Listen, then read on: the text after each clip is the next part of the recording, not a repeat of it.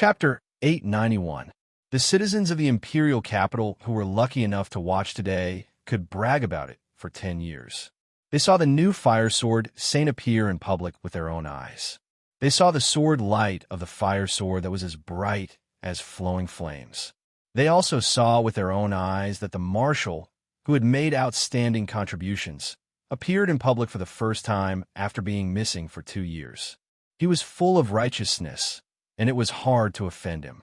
They saw Qi Lianyan use the fire sword to provoke the famous general of Tianyuan.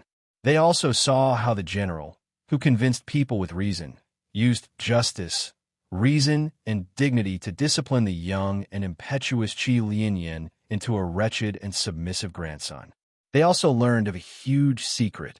The remnants of the extraterrestrial demons did not give up on their desire to kill him. They seemed to be secretly plotting a terrible scheme. A dark net was quietly spreading out. Even a hero of the age like the fire sword Saint seemed to have been fooled.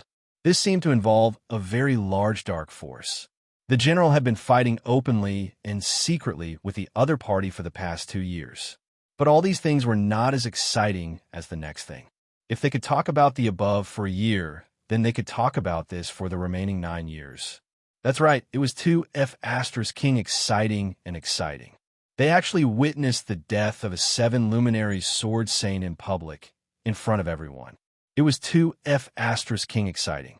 If it was the information age, then Babwa, all the major forums and foreign websites would have been crowded, and the Imperial Secret Service would have been in a hurry to talk to the people in charge of all the platforms to delete the posts to maintain stability. In the WeChat moments and Babwa space, there would be headlines such as, "Hurry up and download it, it will be deleted soon." The person who posted the first-hand video of the fire sword saint being killed has been interviewed by the East faction guards. Gossips among gossips, how exciting was that? That's right, everyone could see it clearly. Killing to silence. The fire sword saint's heart collapsed. When he was about to tell the truth, he spontaneously combusted and turned into ashes in an instant. It felt like a big conspiracy. Someone didn't want him to tell the truth. It was completely killing to silence.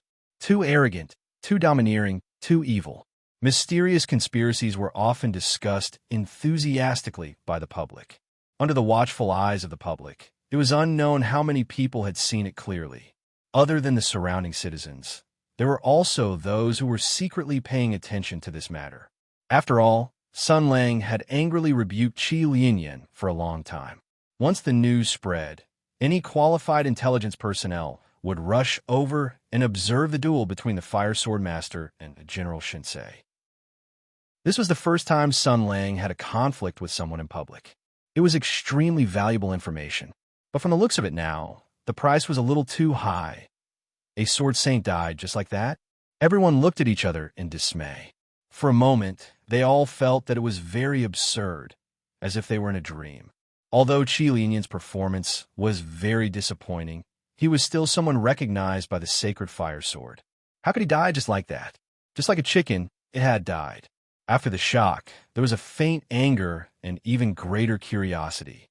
Who was it that instigated and even ordered a sword saint? Who exactly was Qi Lianyan afraid of? Who was it that could place a restriction on Qi Lianyan's body and kill him before he could reveal the truth? Everyone was shocked.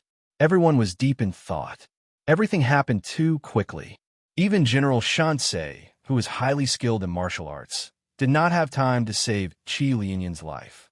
In an instant, the sword saint withered in flames.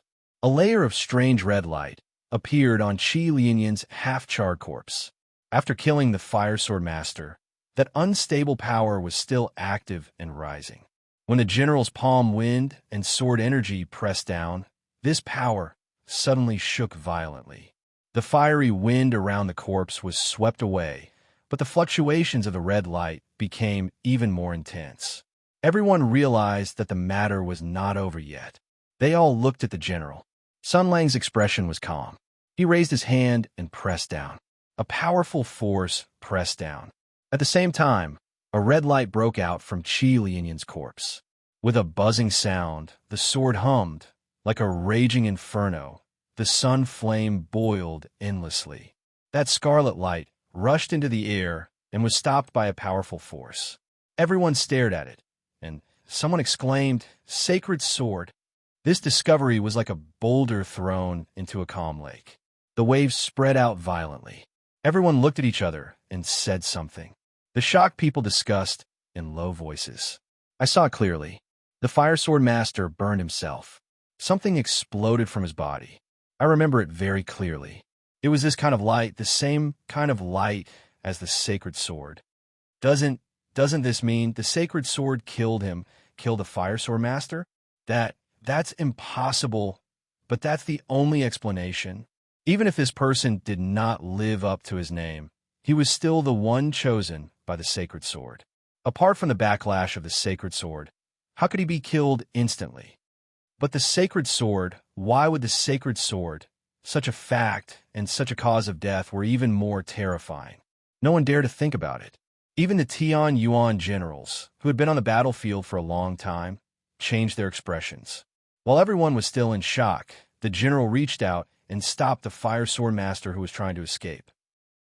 Then he shouted, "Where are the troops?"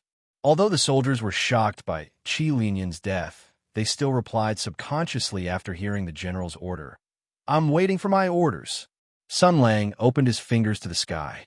His dense, spiritual gas entangled the imperial army in the sky like a dense net and suppressed the confusion sword who was trying to escape with his unparalleled cultivation.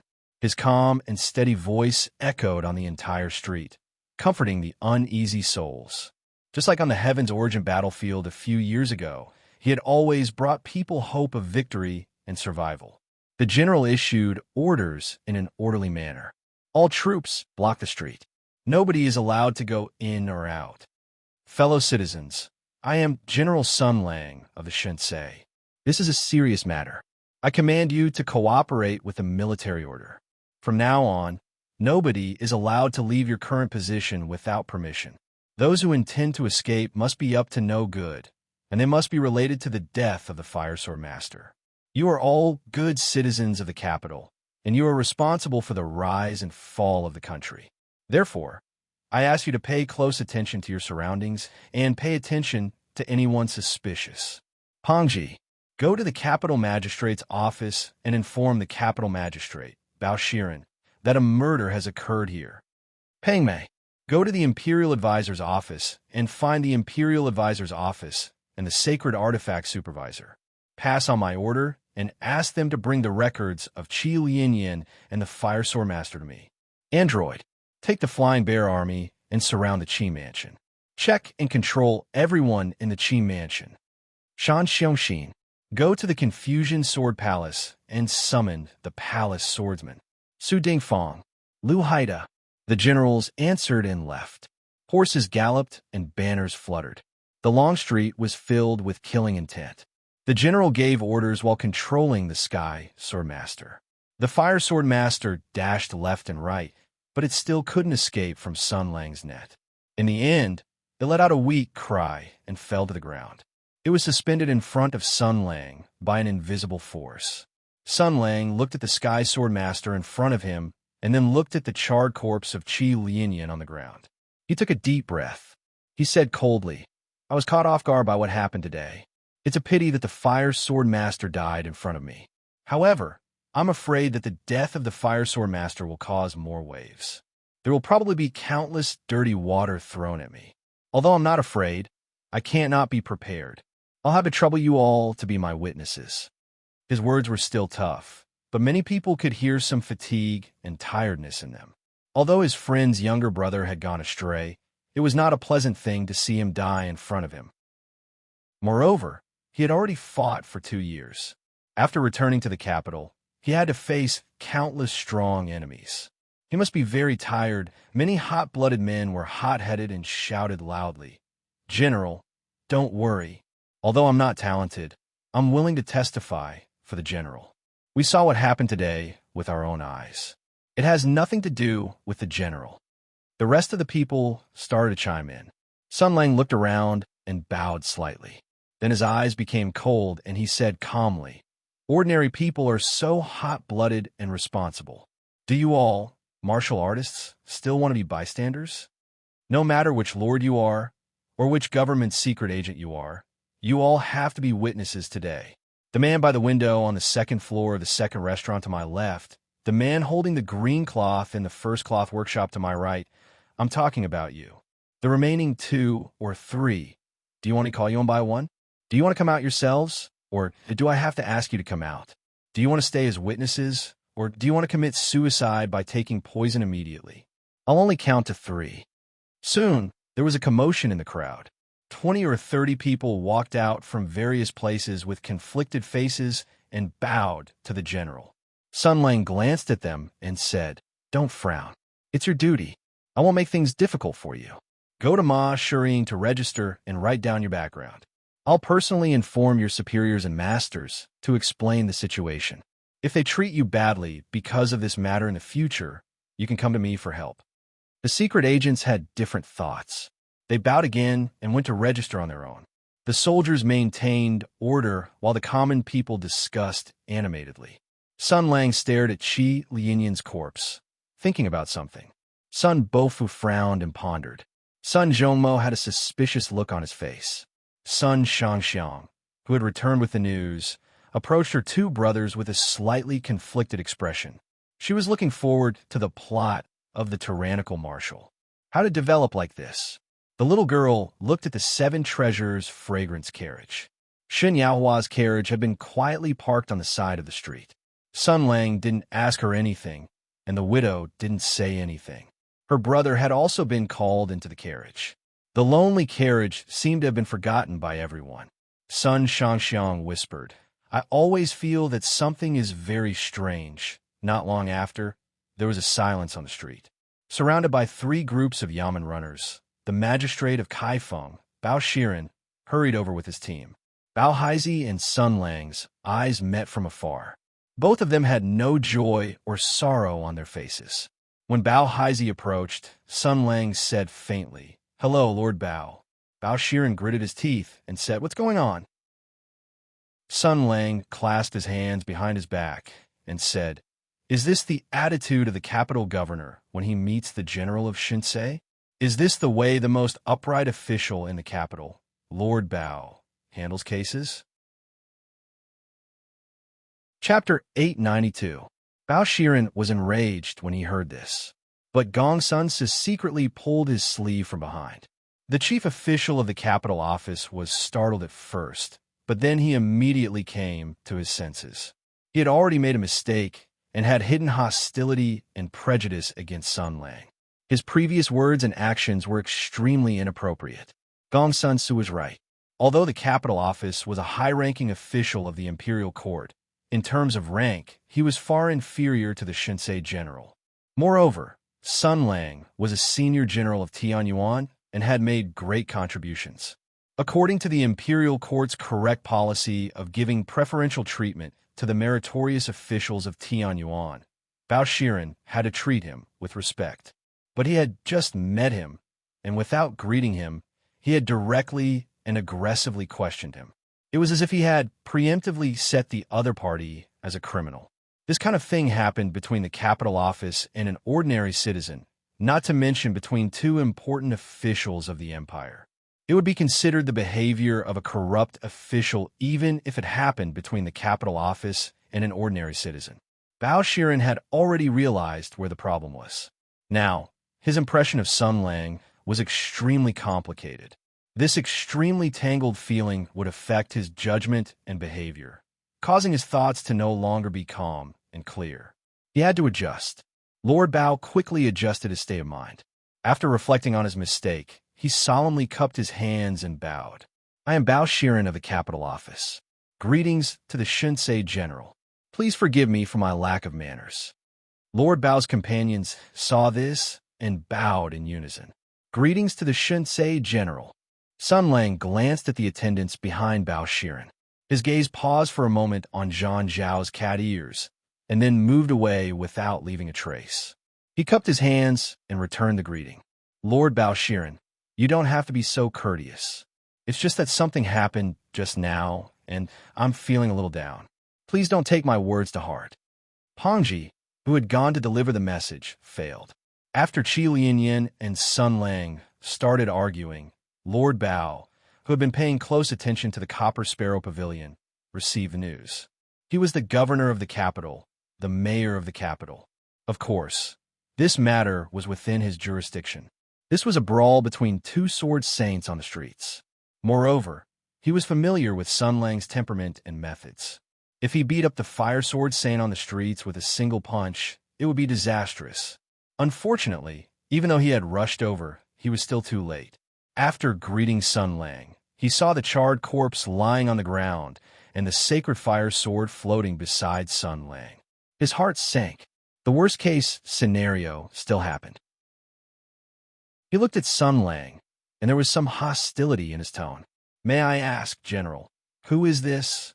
Sun Lang said calmly. "His name is Qi Lianyan. It is said that he is the newly promoted Fire Radiant Sword Saint." Bao Shiren said through clenched teeth. "It is said?" Sun Lang said indifferently with his hands behind his back. "This is the first time I've seen such a weak 7 luminary sword saint." The 7 luminary sword saint was almost at the peak of the Empire's martial artists. As a peerless expert, he wielded a peerless weapon. He was a peak that all martial artists looked up to, a guardian revered by the Empire's citizens, and the most destructive killing machine on this planet. The word weak did not seem to be related to him at all. However, these words coming from Sun Lang's mouth were so convincing that no one could refute them. Bao Shiren said in a deep voice, "In other words, the victim was accidentally killed by the general?" As soon as he said this, the generals behind Sun Lang unsheathed their swords and shouted in unison, "Impudent!" Sun Lang waved his hand. "This is a murder case. Lord Bao has judged the case impartially, so it's not strange for him to ask such a question. Judging a case should be based on suspicion and evidence, not identity and status." He did the right thing. The considerate general looked at Bao Shiren and said indifferently, "This matter has nothing to do with me. This newly promoted sword saint was instigated by someone to make things difficult for me. I rebuked him in the name of righteousness and convinced him with the truth. When he realized his mistake and was about to reveal the name of the mastermind, he was suddenly killed." Sun Lang pointed at the holy sword floating in the air. "If I'm not mistaken, he died from the backlash of the holy sword and the backlash of his true qi. In other words, the Fire Radiance sword killed him." Even with Bao Shiren's shrewdness, his expression changed when he heard this way of death. He then looked at Sun Lang, his eyes flashing with suspicion. His lightning-like eyes stared fixedly at the general, as if trying to find a flaw in him. Perhaps it was his preconceived prejudice, or perhaps it was his intuition from solving countless cases. But Bao Shiren felt that Sun Lang was lying through his teeth and that Qi Lianyan's death was very likely caused by this guy. However, evidence was needed to solve the case, not to mention that he was accusing an important minister of Tianyuan. Making the same mistake once was enough. He couldn't make it too obvious. Please forgive this humble official for speaking bluntly, but the Imperial Army's backlash is unheard of. Moreover, it's the 7 luminaries' sacred sword, a national treasure. I'm afraid the general's explanation is somewhat fantastical." Sun Lang smiled, but his smile was very cold. "Sir, do you mean to say that I killed Qi Lianyan?" Bao Shiren replied fearlessly, "This humble official does not dare to make presumptions due to insufficient evidence. However, according to the general's words, you were the last person who interacted with the deceased before he died, and also the one who interacted with him the most. Moreover, with your powerful martial arts, you do indeed have the ability to kill the deceased. As such, you are indeed suspicious." The Tianyuan soldiers on Sun Lang's side had already begun to curse. The onlookers also became restless when they heard this, and the impatient ones were already loudly calling out the general's innocence. Faced with the hostile, disdainful, dissatisfied, and suspicious gazes from all sides, Bao Shiren's expression remained resolute. As long as the truth was out, he would have a clear conscience. The capital governor tidied up his official robes and bowed solemnly. "This is a matter of great importance. Please, General, allow me to investigate in detail." The soldiers couldn't hold back any longer and immediately cursed. "Bullsh**T. You still want to detain Commander of War?" Do you believe that I won't flatten your capital governor's office? Lord Bao raised his voice. This is a matter of life and death. Why can't I act according to the law? As the saying goes, if a prince commits a crime, he will be punished the same as a commoner.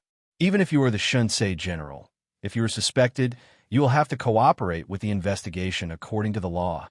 Sun Lang said with a faint smile, Do you really think so? Bao Shiren's eyes widened in anger, and his voice was sonorous. Of course. Sun Lang nodded. Good. I have heard that Lord Bao is impartial and impartial. You are famous in the capital for your strength. You are not afraid of officials, and you rebuke nobles. You are a good official praised by the people. I believe that your character is trustworthy. Since that is the case, how about you assist me in investigating this case? Lord Bao was stunned. I want to King investigate you, and you want me to help you? What do you mean? He frowned and said, What does general mean? I am stupid. Please tell me more. Sun Lang pointed at the dried corpse on the ground and said calmly, The great fire sword saint was instigated and threatened. Just as he was about to reveal the truth, he was suddenly killed. This is shocking.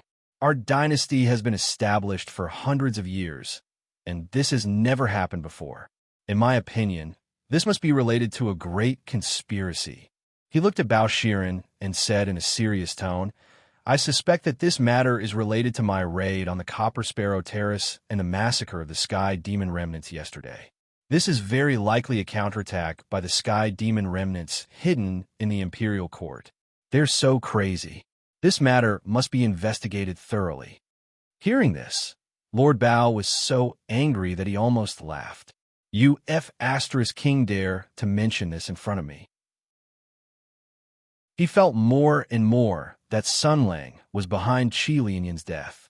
He must find a way to kill him. Bao Shiren said, Forgive me for speaking bluntly, but it is better to clarify the truth of Qi Lianyan's death and clear the general suspicion.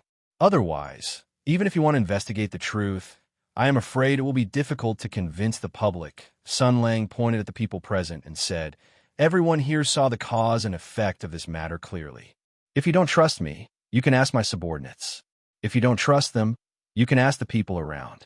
If you don't trust the people, you can ask the dozens of intelligence personnel from various government agencies and high sections. Under the eyes of everyone, this matter cannot be faked. Right or wrong, the people will know. Bao Shiren thought for a moment. Indeed, he could not be too hasty, so he nodded and said, Of course. He turned his head and whispered a few orders. Gong Sun Su and a few other capable scholars spread out and asked the people, intelligence personnel, and Tianyuan soldiers. Then he looked at Sun Lang and said, General, please tell us. Before he could finish, Sun Lang turned around and gave him the back of his head. I'm sorry, Lord Bao. I still have to think about this matter and have no time to play games with you. Anyway, with your prejudice against me, no matter what I say, you'll be suspicious. Lord Bao did not give up and wanted to ask more questions. Sun Lang skillfully took out his official status and said, With your rank, you are not qualified to ask me questions. You can ask the emperor for an imperial edict. After being rebuffed, Lord Bao left in a huff. With the investigation of the people of the capital government, the cause and effect of the matter gradually emerged. Qi Lianyan provoked him on the street. Sun Lang showed up and scolded him. Step by step, he forced the arrogant Qi Lianyan into a desperate situation. His scheme was so vicious that Bao Shiren and Gong Sun Su could not help but be speechless. No wonder he was a famous general of Tianyuan. He could be so insidious. Bao Shiren, in particular, broke out in a cold sweat when he heard that Sun Lang had almost dragged Qi Lianyan straight to the Golden Palace to summon the emperors and courtiers for a confrontation. He repeatedly said, That was a close call. If this brat had really caused such a farce, the imperial family would have lost all face. Wait. It seemed that Sun Lang's suspicions were not high. He clearly had victory in his hands. Why did he have to kill Qi Lianyan? Under such circumstances, bringing Qi Lianyan to the Golden Palace to confront the emperor was the best choice. Because talking about the secret of the great wilderness mountain in front of the officials was the same as forcing the emperor to abdicate. The emperor had no other choice but to compromise. In this way, Sun Lang's fabricated story was approved by the imperial family. It could be said that he had won a great victory. There was no need to kill Qi Lianyan, because after the matter, the emperor would do it for him. Under such circumstances, the only person who had the motive to kill Qi Lianyan was thinking of this. Bao Shiren's heart became hazy. He felt a little disgusted. Chapter 893. In Tensei Province. She didn't seem to have slept well last night. Her Highness the Empress Concubine's eyes were slightly bloodshot, and the faint dark circles under her eyes were covered up by the servant girl's exquisite makeup. The General of Heavenly Strategies still looked as magnificent and dignified as ever. Below her was the Chief of Secret Agents, who came to report. Her expression was calm as she listened intently. The chief spy described what had happened on the street outside the Copper Sparrow Terrace clearly and in detail. From Qi Lianyan's flirting with Shun Yaohua on the street to the Fire Sword Master's self-immolation to his death, everything that had happened during that time, including every word spoken between Sun Lang and Qi Lianyan, was described clearly. There was not a single mistake, and even the tone of their voices was very similar. Empress listened attentively without saying anything. When the chief spy finished, she waved her hand and ordered the chief spy to leave. After the chief spy closed the door and cut off the light from outside, the General of Tensei was still in a state of contemplation, like a beautiful statue. After a long silence, she sighed. I've lost half a point again. Empress seemed to be talking to herself. Sending Qi Lianyan to pick a fight was indeed a brilliant idea. Only a sword sage can fight against a sword sage. If Sun Lang didn't take action, not only would the morale of the army be shaken, but his prestige and face would also be damaged. But if he did take action, my father would definitely have a backup plan. He would send someone to stop the fight at lightning speed and classify it as a fight between sword masters. It wouldn't matter even if Qi Lianyan was severely punished on the spot, because what he wanted to do was to drag Sun Lang down from his transcendent position. Speaking of this, the princess laughed. But my father, you still underestimated that bastard. With his wisdom, he could naturally see through the dilemma. How could he obediently follow your plan? Qi Lianyan has a golden exterior but a rotten interior. How could he be a match for him? I wonder if you feel the lingering fear at this moment. That lunatic almost dragged Qi Lianyan to the Golden Palace to complain. If things really escalated to that point, other than falling out with him on the spot, the only option left was to compromise. He had to admit that nothing had happened in the Great Desolate Mountain, and that Sun Lang was a hero who had been silently tracking down the remnants of the Sky Demon for 2 years. Ha! But as he laughed, His Highness Empress's expression slowly turned cold. It was a sneer, a lingering fear, and a bit of fear and shock. After all, Sun Lang did not succeed. Qi Lianyan was suddenly devoured by the sacred sword and burned to death. Sun Lang devised a strategy in a tent. He broke the long-planned scheme with a smile and beat them at their own game. He took advantage of the situation and almost won the battle. He must not have expected such a thing to happen. Empress Tensei pressed her right hand over her heart. There was still a smile on her face, but it was not a smile. Although I also wanted to see Sun Lang's expression at that time. My father, you scared me. I can't believe that you could be so decisive. You chose the lesser of two evils and killed Qi Lianyan so resolutely. You are indeed the emperor. But with so many eyes watching, I'm afraid that there will be a lot of trouble in the future. There will be great waves in the court. Sun Lang will not let this go. Given his temperament, even if he suffers a small loss, he will seek revenge tenfold. Empress's expression became very complicated. She felt very cold. Qi Lianyan's death had also shocked her, causing her to have endless thoughts and suspicions. The royal family had always been suspicious. Once suspicion was born, it was almost impossible to resolve, because the royal family would only suspect and never see confirmation. Even if they did, they would never believe it. How cruel, my father. He killed him just like that. But even so, he only managed to get back half a chess piece. In this confrontation with Sun Lang, he still won. Empress seemed to be sighing and looking forward to it. I hope that the chess piece will be buried more smoothly. At this moment, in the imperial palace, the emperor was doing the same thing. The leader of the internal guards handed over the secret letter and then left. The letter described everything that happened on the street outside the Copper Sparrow Pavilion from the beginning to the end. The emperor read the densely packed words from beginning to end and from end to end. There was no one in the hall. His majestic figure was like a statue, not moving at all. All of a sudden, he struck out with his palm, shattering the table in front of him. The sovereign of the empire also had feelings of joy, anger, sorrow, and joy. His current emotions were fear, anger, and humiliation. Useless person, you almost ruined my plans. The so-called emperor was mostly narrow-minded, suspicious, and temperamental. At this moment, he was filled with boundless anger toward Qi Lianyan. How dare he bow and scrape before Sun Lang and almost betray him? His death was too easy. Stupid thing without a ruler or a father. If it weren't for my favor and bestowing you with glory, wealth, and supreme power, you wouldn't have been able to touch the sacred sword of fire, even if you trained for 100 years. As the hatred in his heart was vented, the emperor thought of something more important. His expression turned dark.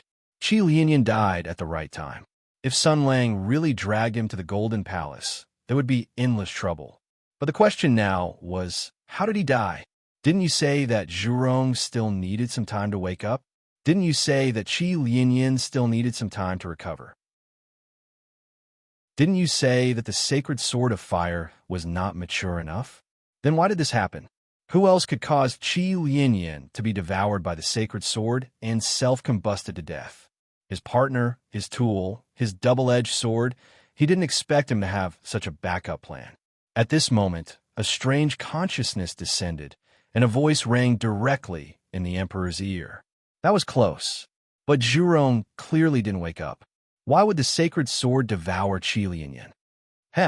Is it coming to remedy the situation? The emperor slowly said, I also want to know. It wasn't me.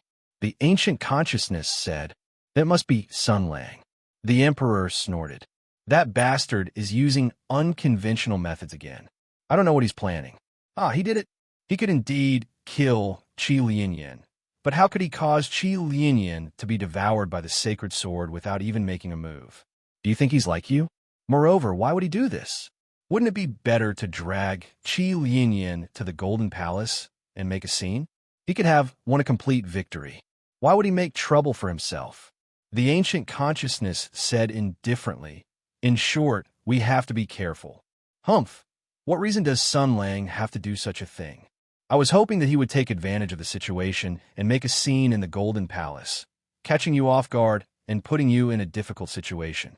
After all, the crazier and angrier you are, the more I like it. I didn't expect that there would be such a thing. He actually placed a restriction on Qi Lianyan's body. He really doesn't trust me. Humans are always like this, despicable and cunning. How ridiculous! Dark thoughts swirled in the minds of the two partners. They were indeed considering the possibility that Qi Lianyan had died at the hands of Sun Lang. They were indeed trying very hard to consider Sun Lang's motives and Sun Lang's plans. However, those dark thoughts were entangling and growing like poisonous vines. They had always been paranoid creatures. Now, the pressure from Sun Lang and their respective perseverance and desire made them cooperate seamlessly.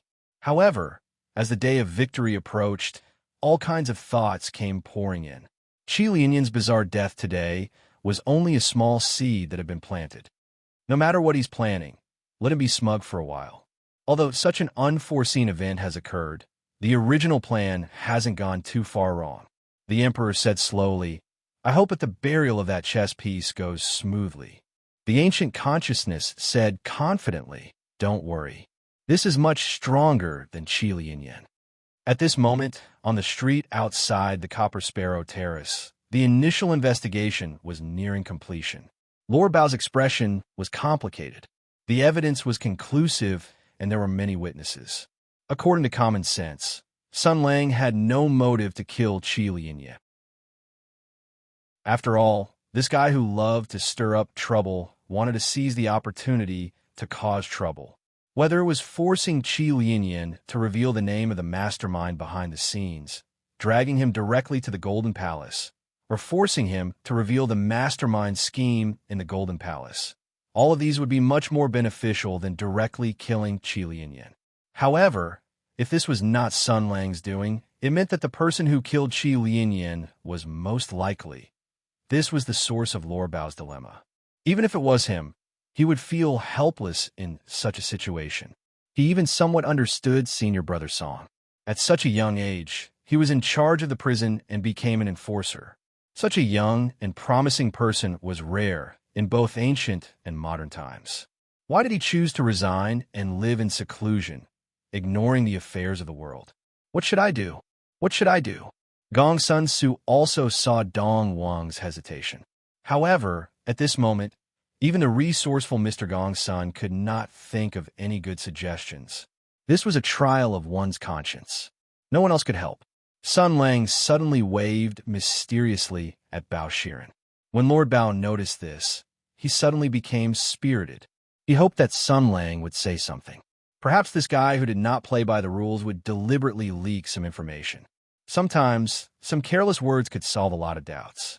With Sir Bao's usual righteousness, not only would he not be moved by Sun Lang's mysterious beckoning, he would even reprimand Sun Lang for being secretive. There was nothing to hide from others, but now he ran very quickly and wisely kept his mouth shut. He came to Sun Lang with slight anticipation and moved his head slightly closer. Sun Lang had a mysterious look on his face. He covered his mouth with his hand and whispered in Lord Bao's ear, "Your cat-eared lady is really good." Bao Shiren was stunned for a moment before he realized what Sun Lang was talking about. He flew into a rage on the spot. He only felt that his vision was turning black. He wanted to tear Sun Lang apart. "You?" Sun Lang said with a serious face. "Lord Bao, what's wrong? Did I say something wrong?" "You're King shameless." Their strange behavior attracted a lot of attention. Sun Lang shook his head and sighed. It seems that Lord Bao is not a kindred spirit. It's a pity.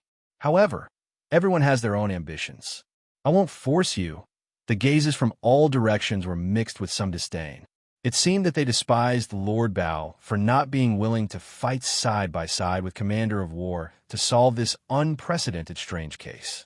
Just as Lord Bao became angry again, the cat-eared Lady Zhao, came over. She first glared at Sun Lang and then whispered, "Lord Bao, the siblings in the carriage seem a little strange." Bao Shiren was stunned when he heard this. He turned his head to take a look. It was the Seven Treasures fragrance carriage, Shun Yaohua's carriage. A thought flashed through his mind. He seemed to have grasped something important. Chapter 894. Shun Yaohua. Bao Shiren mulled over this name in his mind. He did not know this widow until he heard her name today. She was the widow of the West conquering general. Bao Haiko secretly glanced at Sun Lang. He remembered that the West conquering general was not on good terms with this guy. Moreover, the Sword Saint of Water had also died in the Battle of the Great Desolate Mountain.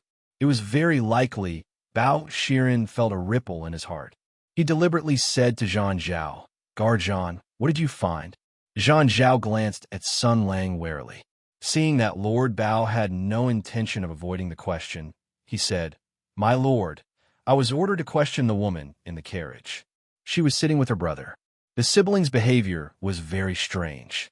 The elder sister was expressionless, but the younger brother seemed to want to say something."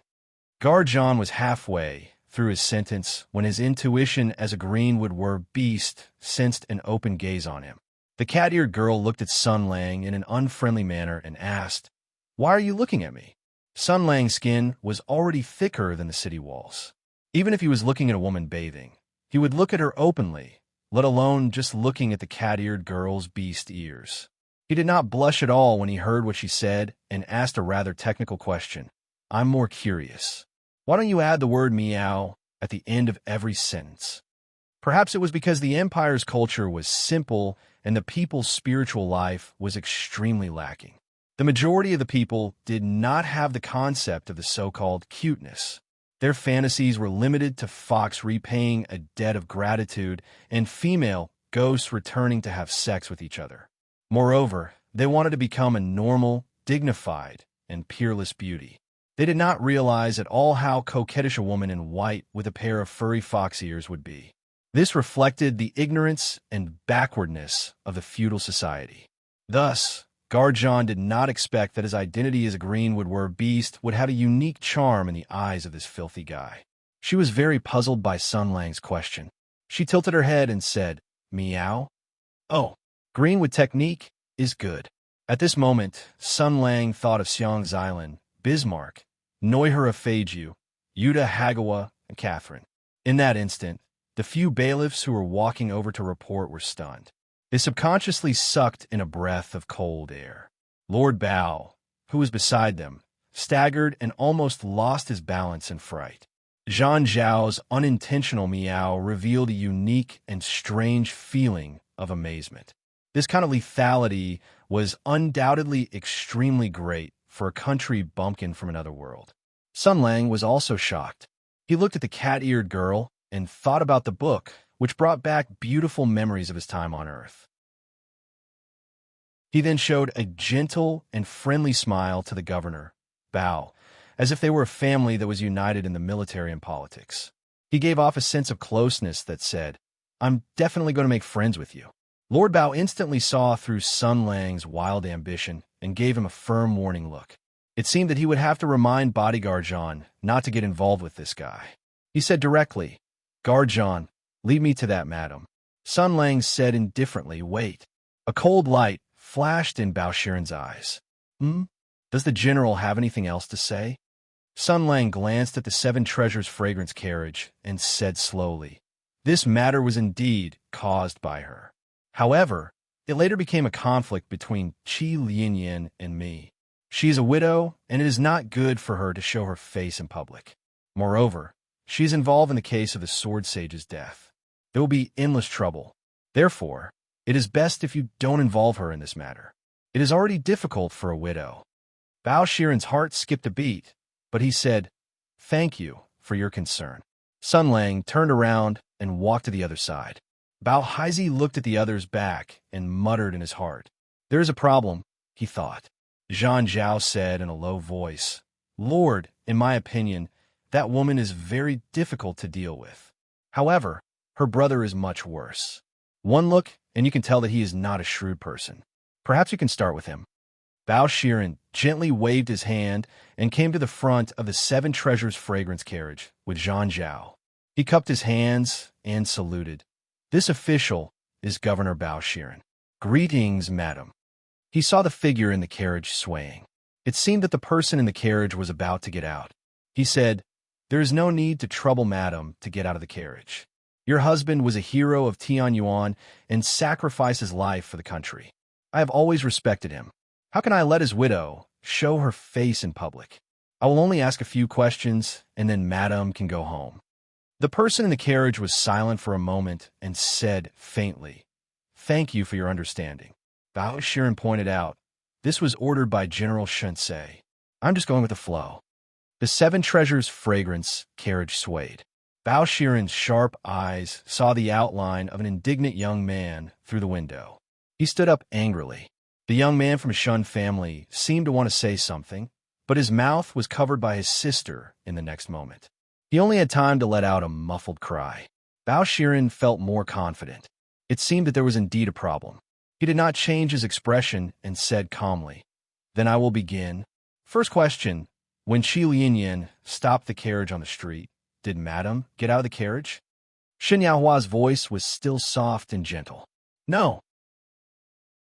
Second question, just as Bao Shiren was asking about Shen Yaohua's case, Sun Lang had already returned to the group of henchmen and started the second round of planning. Pangji, who went to inform Bao Shiren, missed him and missed Bao Shiren, who had received the news and rushed over. At this time, Bao Shiren also brought people back. Sun Lang saw him approaching and said directly, "Imperial Tutor Pang, quickly go back and contact them. You Imperial censors have the responsibility of hearing about the memorial. How can you miss such a big piece of news?" Pangji was stunned at first, and then said, How do we play it? Sun Lang rolled his eyes and said, play it however you want. You imperial censors are all shit stirrers. No matter how you stir it, you must stir up the smell of shit first. Amidst the laughter, Imperial Tutorpang left in a hurry. He felt that he had been very busy recently. Sun Lang stared and said, what are you laughing at?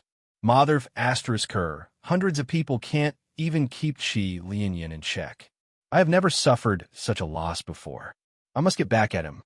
The generals loudly cheered. Yes, Commander of War. No problem, Commander of War. During the years of war, these fellows didn't learn many good things, but they learned many bad habits. Who knew how many dirty words they heard from Sun Lang, which even affected the official language of the imperial court. Therefore, although Sun Lang had left the empire for 2 years, he had been using this method to influence all aspects of the imperial court. Sun Lang said again, Ma Shuriying, you're good at writing. Send someone to call Kai Jing and Yin Song over. Also, find some gunmen and water army to publish a few editorials on this matter. We must continue to put up big words. Also, don't just stand there like idiots. Think about it. Which family has business and connections in places like the underworld and restaurants?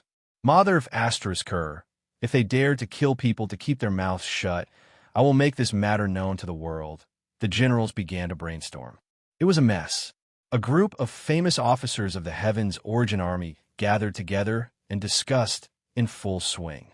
They talked about some very discordant things, and the atmosphere was very lively. The Sun brothers watched from afar with some envy in their eyes.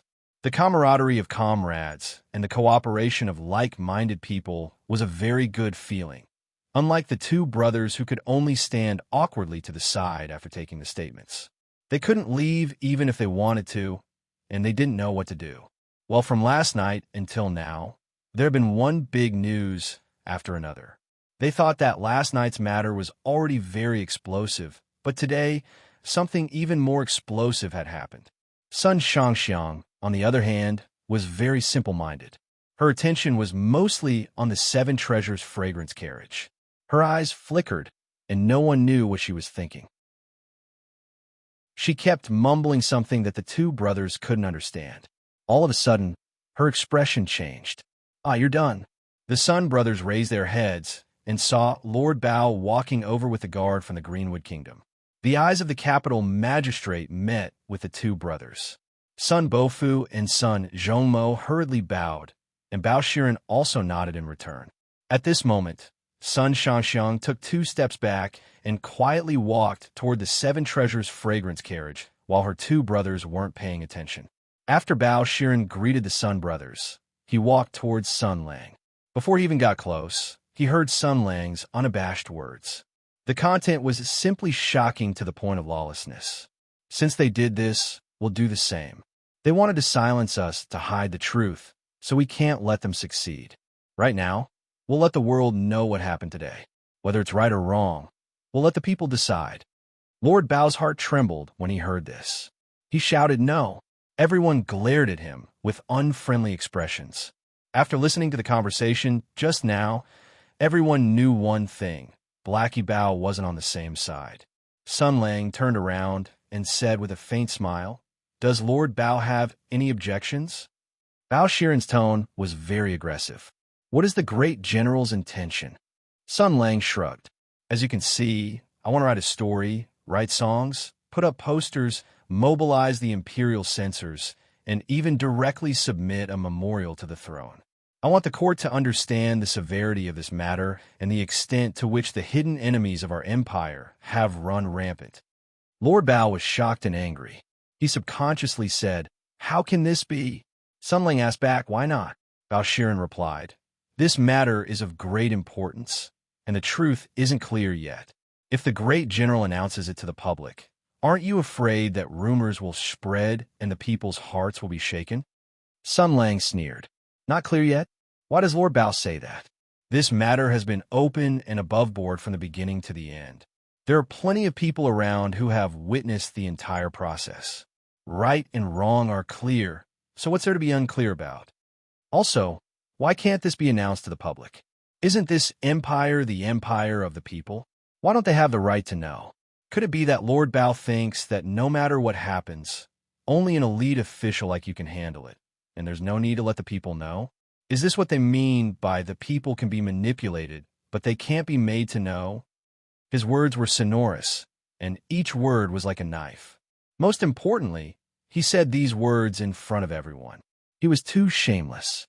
It wasn't that Lord Bao was incompetent, but that the enemy was too cunning. When Sun Lang was young, he had fought against the elites of the public for many years. He knew all of their methods by heart. Today, he had armed himself with the thoughts and weapons of the public to deal with a simple feudal official of the other world. This was a crushing victory that transcended generations. Chapter 895. Lord Bao was tongue-tied. There was a phrase called the limitations of an era. Every era had its own cultural background and social ethos. Every era had a different concept. Overall, civilization was constantly improving, and the social ethos was constantly improving. There was a problem here.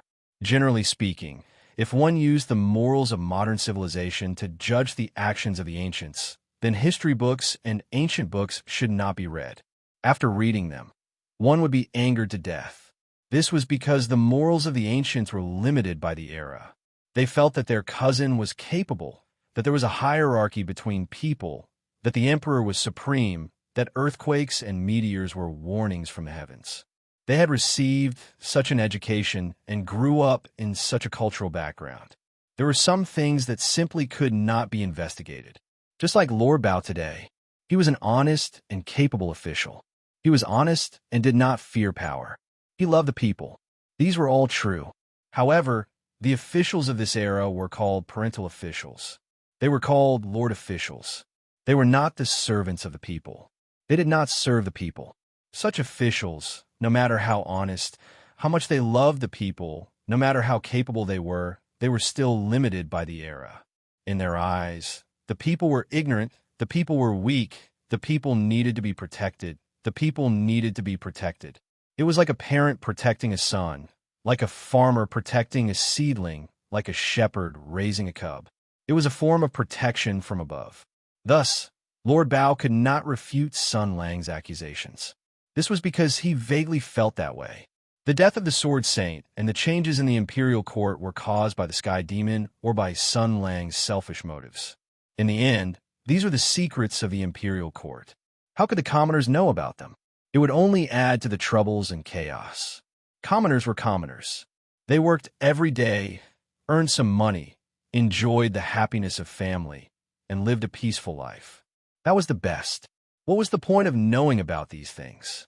The imperial court's politics and the imperial court's strategy were not things that commoners could discuss with their shallow knowledge. It would only add to the laughter. Moreover, what was the point of discussing it? Even if they said a lot of things, they would not be able to change anything. These were the thoughts of the imperial court's bureaucrats. If anyone shouted slogans such as "commoners can also participate in politics," "the public needs the right to know," or "the operation of the imperial court must be open and transparent," they would definitely be treated as idiots by their colleagues and superiors. Lord Bao was no exception. This was the limitation of this era. Even if he loved the people like his own children and was an honest official, it was still the same. As far as he was concerned, the news of Qi Lianyin's death must be kept under wraps. The Sword Sage's violent death was related to the scandal of the Great Desolate Mountain, and Sun Lang, who harbored ill intentions, was implicated in it. A moment of carelessness could lead to a great change that would shake the world and shock the whole court. Even if such a thing were to be dealt with behind closed doors, it would still be shameful. How could the world know about it? But it was one thing to think so in his heart, and another to say it out loud. Lord Bao was not that foolish. That was why he had been bullied by Sun Lang with just a few words. What else could he do? After all, he couldn't just say the truth in front of the commoners. You're right, the commoners are idiots, and they don't have a right to know about this matter. Bao Shiren was momentarily speechless. Sun Lang, on the other hand, was relentless in his pursuit. This son does things in an open and above-board manner. There is nothing that cannot be told to others. So what if I tell them? Lord Bao wants to keep the news under wraps? Very well, there are more than a few hundred commoners who witnessed what happened today. Qi Lianyan purposely used his internal energy to raise his voice so that everyone in the nearby market could hear it. Is Lord Bao trying to intimidate them? Aya, how infuriating. Ever since his reunion with Sun Lang yesterday, Bao Shiren had been at a loss for words in front of the other party. Now, he was once again so angry that he couldn't speak. He flung his sleeves angrily. This lowly official didn't say that. This lowly official just feels that it's a little inappropriate for the general to be in such a hurry to spread the news before the matter is settled. Sun Lang said coldly. Inappropriate? Then please tell me, Lord Bao, what should I do? He took a step forward, his expression turning gloomy. Qi Lianyan dared to flirt with the widow of the late sword saint. If it were you, what would you have done? With my temper, I would have killed him directly, but I didn't. I sent the Pongji to deal with him. Who knew that this was a long-planned conspiracy? He took out the sacred fire sword and used it for his own personal use. He tried to humiliate my subordinates. If it were you, what would you have done? I wanted to kill him directly, but I didn't. I patiently reasoned with him, reprimanded him, and used his brother as an example to educate and motivate him. I wanted him to admit his mistake, but I didn't expect this brat to question our sacrifice. His brother was a hero who died in the great desolate mountain, and he dared to question his brother's deeds and sacrifice. Who gave him the courage? He was used and instigated by others. Even so, I didn't do anything. I planned to go through legal procedures. I wanted His Majesty and the officials to judge all of this. I've been restraining myself. Sun Lang raised his hand and pointed at Qi Lianyan's dried corpse on the ground. I've been restraining myself and following the rules. I didn't expect him to die in front of me. Not only did I fail to achieve my goal by following the rules, but I also suffered a great loss. My plan was ruined, and I was even suspected of killing Qi Lianyan.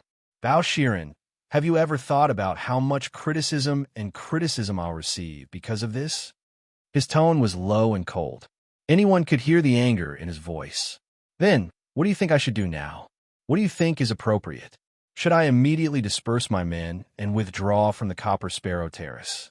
Should I follow you to the prison as a suspect of killing Qi Lianyan and wait for your interrogation? Sun Lang said coldly. Then hand over Qi Lianyan's case to some big shot with a deep background. Make sure everyone is happy and the truth is buried forever. This son of a bitch's acting skills were amazing. Most importantly, this was a F*King TV series. From a moment he angrily rebuked Qi Lianyan on the street, the plot had been full of twists and turns, unfolding one after another. The accumulation of emotions and the foreshadowing of the plot had been done quite well. Now, his performance was reasonable and well-grounded. He vividly portrayed the unwillingness, anger, and outburst of a general who had followed the rules but had failed. It completely resonated with the audience. Even Lord Bao was speechless and skeptical. Now, Sun Lang's lips curled into a sunran smile. He looked at Bao Shiren with ridicule and malice in his eyes. He hooked his finger at Lord Bao. Come here. I want to have a private word with you. Bao Shiren still remembered the vulgar words, the cat-eared girl is awesome. He had already suffered once. He would not be defeated by the same trick a second time. Therefore, he looked at Sun Lang with vigilance. Sun Lang was still smiling. If you don't come here, I'll just say it here. My brothers don't care, but if the cat-eared girl beside you hears it, you might have to consider silencing her. Zhang Zhao was dissatisfied. What cat-eared girl? That's so unpleasant. My name is Zhang Zhao. Oh, Sun Lang nodded. Hello, Xiao Zhao. The cat-eared girl was surprised and showed a cute expression of this name sounds good. It only lasted for a moment. Then, she said seriously, General, please be more dignified. Meanwhile, the Tianyuan generals behind General Bao Shiren anxiously said things like he's flirting again. 10 Tails of Silver bet that he still doesn't have the guts to be lecherous, and F***CKU. What's there to bet? Then, these thieves immediately fell silent under Sun Lang's gloomy gaze. Bao Shiren hesitated. What do you want to say? Sun Lang smiled. Come here. I'll only say it to you. Don't let others hear it. Bao Shiren hesitated for a moment, then slowly inched over. Sun Lang watched as Bao Shiren came closer and closer. He could clearly see the outline of Bao Shiren's ear. This thought suddenly popped into his mind. If Bao Haizi was listening attentively and Lin Sanji bit his ear, wouldn't that guy's heart explode and he would die? Then, Sun Lang hurriedly drove this terrifying thought out of his mind. It was truly too frightening. There were many considerations in secretly killing Qi Lianyan instead of dragging him to the Golden Palace to make a scene. The most direct one was to make a choice. Last night, he had challenged the Copper Sparrow Terrace, visited the Gate of Heaven Influence, and then caused a ruckus in Tensei Province. After returning, he had begun to coerce and bribe. He had gained the upper hand the entire night, suppressing the Emperor and Empress.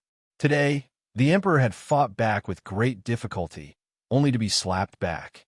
If he had directly dragged Qi Lianyan to the Golden Palace, he might have even stuffed the chessboard into the Emperor's mouth. 2 consecutive days of great victories was equivalent to forcing the Emperor into a corner of the arena. The tempo was too fast, and the progress was too great. By forcing the Emperor into such a tight corner, he had already used up too much of his power. If the Emperor lost his mind in a fit of anger and did something unpredictable, then things would be no fun. After all, he was no longer alone. He no longer had the strategic advantage of being able to do whatever he wanted. Thus, winning was no longer his only pursuit. He still had to consider the big picture, and he wanted stability. By secretly killing Qi Lianyan, he could take the blame and plant a nail in the hearts of many people. Moreover, he could still maintain the strategic initiative. Using this matter to spread out, not only would it make the Emperor anxious and uncertain, but would also make it easier for him to predict and grasp his next move. After all, in a battle, one could not pursue and attack relentlessly. One had to advance and retreat at the same time. Advancing 3 steps and retreating 2 steps was called nibbling away. Just like now, just like what he had arranged. Looking at the confused master Bao hesitantly approaching, the cute silkworm baby named Sun Lang bared his sharp fangs. He had not finished his set of combos yet. His expression was indifferent, without a smile, as he spoke into Master Bao's ear. The backlash of the Holy Sword and the betrayal of the Imperial Army. This is not the first time I've seen this, he said calmly. Bai Yue's situation was the same. Chapter 896. Bai Yue's situation was the same. There was a sudden clap of thunder. When Bao Shiren heard this, it was even more deafening than, "Your cat-eared girl is amazing." His body swayed, and he instinctively took a step back. His eyes were filled with disbelief. Bao Shiren was an important official of the imperial capital, a man who was proud of his status as a noble. His face was filled with complex emotions: shock, suspicion, fear, disbelief, and anger. His body trembled slightly. The crescent-shaped tying gate between his brows stirred. However, Lord Bao's questioning this time was unprecedentedly weak. He gritted his teeth and said, "A bunch of nonsense." Sun Lang said calmly, "You know that I won't joke about his death." Bao Shiren clenched his fists tightly and glared fiercely at Sun Lang. Shinsei General was much calmer than him. Many people saw what happened at Bai Castle that day. You can verify it yourself, as long as your determination to find the truth and your disregard for your own safety hasn't been covered in dust. Lord Bao still didn't say a word. Sun Lang also fell silent. The two of them stared at each other speechlessly. After a while, Shinsei General said slowly, "I can tell you now that this debt doesn't belong to me alone. I came here mainly to do this. I want to tell that person that good will be rewarded with good, and evil will be punished with evil. These are not words that the weak use to comfort themselves. Someone will come to fulfill their wish. I want to tell that person that in this world, in the end, reason is the most important thing." Then he laughed. He extended his hand and patted Bao Shiren's shoulder. Then, Sun Lang said, "Do you still want to continue investigating this case?" This time, Lord Bao's eyes were no longer as resolute and unshakable as before. He finally started to feel a little doubt towards the Emperor that he had pledged his loyalty to Perhaps this kind of doubt had appeared a long time ago, but he just didn't want to admit it. Not all treacherous officials wanted to be treacherous officials from the start. Every young person who stepped into the officialdom would be full of hot blood and couldn't wait to show their ambition. They longed for a wise monarch, hoped for an upright superior, hoped that the world's officials would be as clear as water, and everyone was fighting for a better world. However, the cruel reality would shatter their illusions. The people's hearts were dark, and there was no balance in power. The officialdom was very different from what they imagined. Some people couldn't accept it and resigned. Some people had a change of heart and they would wallow in a mire. But there were some people who refused to compromise, such as Baoshirin. Of people's minds, hearts' stubbornness. He just didn't want to think about it and didn't want to admit it. But now, he had nowhere to run. Because of his hesitation, this was enough to explain the problem. Whether or not Sun Lang was telling the truth was not important. What was important was that he had fear and hesitation. This explained a fatal problem. In Bao Shiren's heart, he had long had objections to his emperor's conduct. Just like the battle of Great Desolate Mountain, although it was hidden in layers of fog, right and wrong were in the hearts of people. He suddenly felt very tired and understood more and more how Song Hui's father felt when he resigned. No matter what, his voice suddenly became hoarse, so much so that even Zhang Zhao jumped in fright. The capital magistrate slowly said, "This is a murder case. It is within the jurisdiction of the capital magistrate's office. Before His Majesty has another decree, I still have to carry out my duties." He seemed to be somewhat dispirited.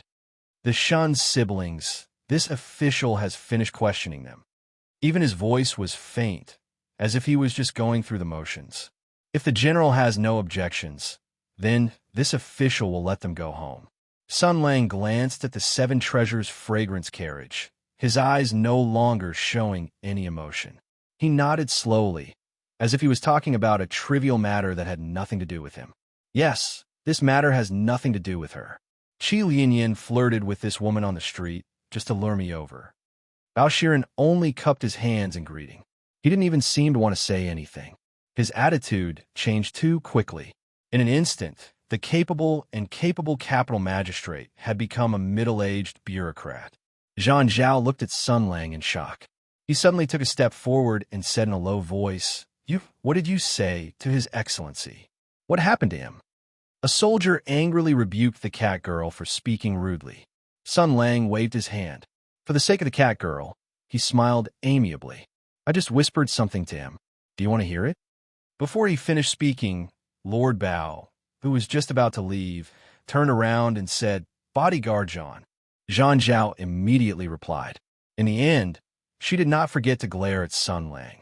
Something similar to hostility was revealed in her beautiful eyes that were different from ordinary people. It could be seen that due to Bao Shiren's attitude, this little cat from the Cyanwood Kingdom did not have a good impression of Sun Lang. Then, she trotted to catch up with Bao Shiren. Her tail peeked out from her skirt armor and swayed gently. It was really a unique and exotic scene. He smiled slightly. Then, a slightly frightened voice sounded behind him. "Commander of War, I heard that these barbarians of the Greenwood Kingdom are half human, half beast monsters. They're just a little bit better than demons. You old man, please be more dignified." Sun Lang didn't even look back. He kicked the guy who had a bad mouth and sent him flying. He looked at Bao Shiren's back. The other party's spirit had already undergone a significant change. Sun Lang sighed slightly in his heart. Then, he hardened his heart. Just as he said to Android, people had distant relatives and close relatives. Now that he had entered the capital to fight, he was shouldering too many lives. For him, this was both a strength and a burden. The biggest impact was that when he acted, he had to consider more. So, he had to make a choice. It was just a simple choice. When Pongji's life and Bao Shiren's life were placed together, if he could only choose one, he would naturally choose the former without hesitation. It was said that a gentleman could be deceived. From beginning to end, Bao Shiren's reactions were all under his control. Withdrawing now isn't a bad thing. Bao Hei Zi, with your status and position, There is no way you can remain neutral. With your personality, if you get involved in this matter again, there will only be two results. Either you die at my hands, or you die at the Emperor's hands. There is no third path. Slightly earlier in time, Sun Shangxiang had sneaked over to the Seven Treasures fragrance carriage. There was a bailiff watching around the carriage. When he saw Miss Sun coming over, he immediately moved to stop her. However, Sun Shangxiang's personality had been cheerful and forthright since she was young. She was not afraid of strangers, and she was very beautiful. At first glance, people would naturally have a good impression of her. She blinked and said with a smile, "Brother Bailarin, I have met Sister Chen before. I just wanted to come and say hello. Is that okay?" The bailiff was called Brother Bailarin by this beautiful girl. His bones immediately lightened. He couldn't help but reveal a silly smile on his face. He even stuttered, "Yes." In any case, the official didn't specifically say anything. This girl didn't seem to be a bad person. Sun Shangxiang received permission. After she got closer, her heart was slightly startled. What should she say? She had only run over on a whim. Even she didn't know why she had come. Perhaps she was just curious. Curious about what unspeakable story this beautiful sister had with her omnipotent uncle. With her sharp young girl's heart, she sensed some clues. But after she got closer, she faintly heard an indignant voice. "Sister, why did you stop me? That person is such a hypocrite." He was so worried. Why didn't he come over himself? He looked like he wanted to clear his name and caused a lot of trouble for Sister. After a moment, Shen Yaohua's gentle voice sounded, "Little brother, don't talk nonsense. All of this is fate. Even if today's incident didn't happen, young Master Qi wouldn't have let it go. Speaking of which, I still have to thank General Shansei for helping us out of today's situation." Also, the two young master's sons stood up for justice and spoke frankly. That young man from the Shun family was still very unhappy. They're just that person's lackeys. Hearing this, Sun Shangxiang couldn't help but raise her eyebrows. This person was so annoying. He didn't know what was good for him. She was just about to scold him when she heard Shen Yaohua's tone become more serious. "Little brother, you're already a man. Think before you speak. No matter what, we owe him a favor today. How can you say such things behind his back? Don't forget to thank him later." "I'm not going." Unexpectedly, young Master Shin stubbornly said, "Owe him a favor? Could it be that elder sister hasn't suffered enough? Isn't all of this thanks to that person? He didn't help you at all. He just added a lot of trouble to you, sister. That Qi Lianyan is dead. No matter how he died, in the end, it is still related to you, elder sister. The Qi family won't let it go. When father hears about this, he'll also scold you." At this point, the young man's voice became even more agitated. The old man is muddle-headed. Even in his dreams, he wants to marry you off again in exchange for benefits. Hasn't he done enough disgraceful things? Let's not talk about other things. That Qi guy jumped up and down in front of you. God knows if the old man instigated him or not. If he knows about today's incident, he'll definitely be scared to death. Who knows what kind of nasty words he'll say? His words were rather strange. It should be a family matter. Sun Shangxiang didn't know the specific situation of the Shun family, so she was confused. However, she could still extract the main point of the problem. As a widow, Shen Yaohua actually lived in her own house and suffered from her father's bullying and disdain. What was going on? Even if she was a widow, shouldn't she live in her husband's house? She couldn't hold back her curiosity. Just as she was about to ask, she saw the situation on the other side from the corner of her eye. The capital magistrate, Lord Bao, with a crescent moon mark on his forehead, was walking over with his greenwood bodyguard. His expression seemed very gloomy. Sun Shangxiang felt guilty and quickly moved away quietly. However, she had already memorized the conversation between the two of them. Chapter 897. When Sun Shangxiang mysteriously told her uncle about her discovery, he only responded with an indifferent "oh." His attitude was very cold, as if he had just heard a very ordinary thing.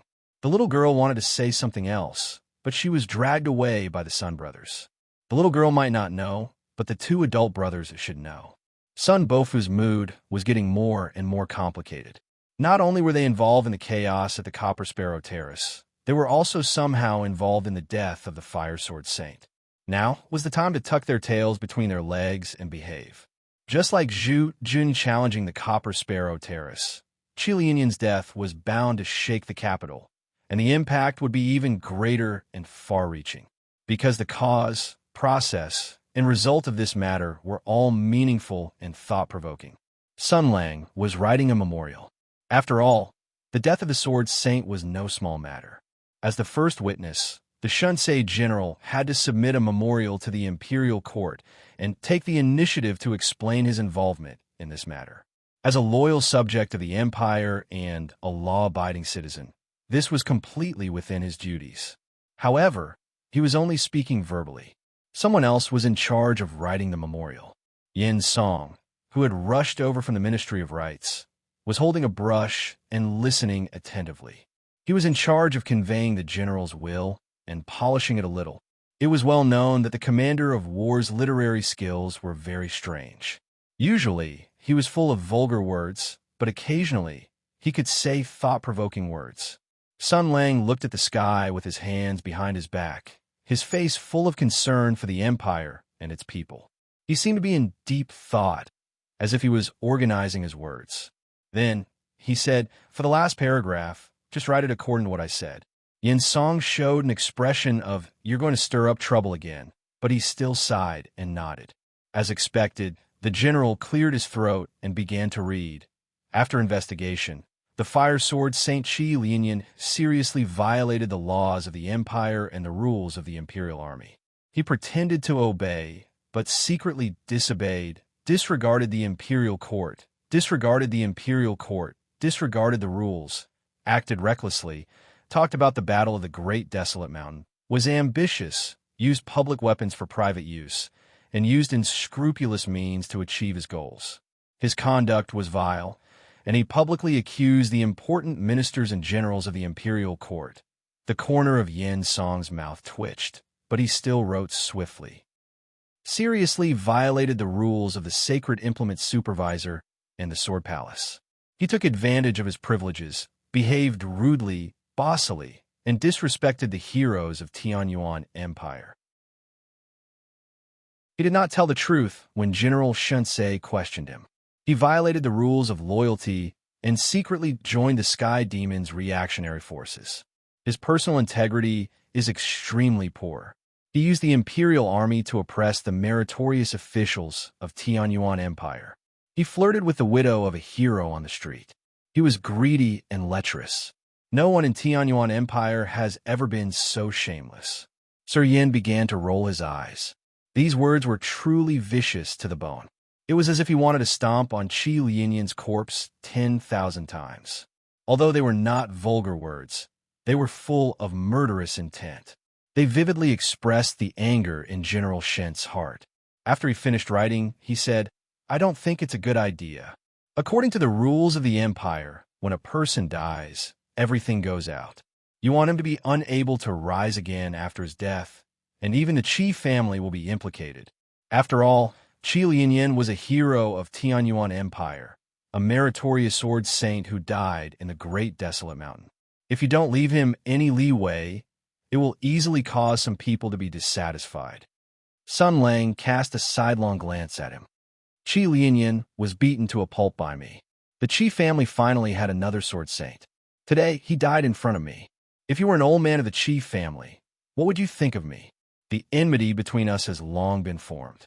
In this case, even if I let the Qi family go, what can I change? Moreover, why should I leave the Qi family leeway?" Sun Lang narrowed his eyes and said slowly, "Qi Lianyan was also involved in the battle of the Great Desolate Mountain.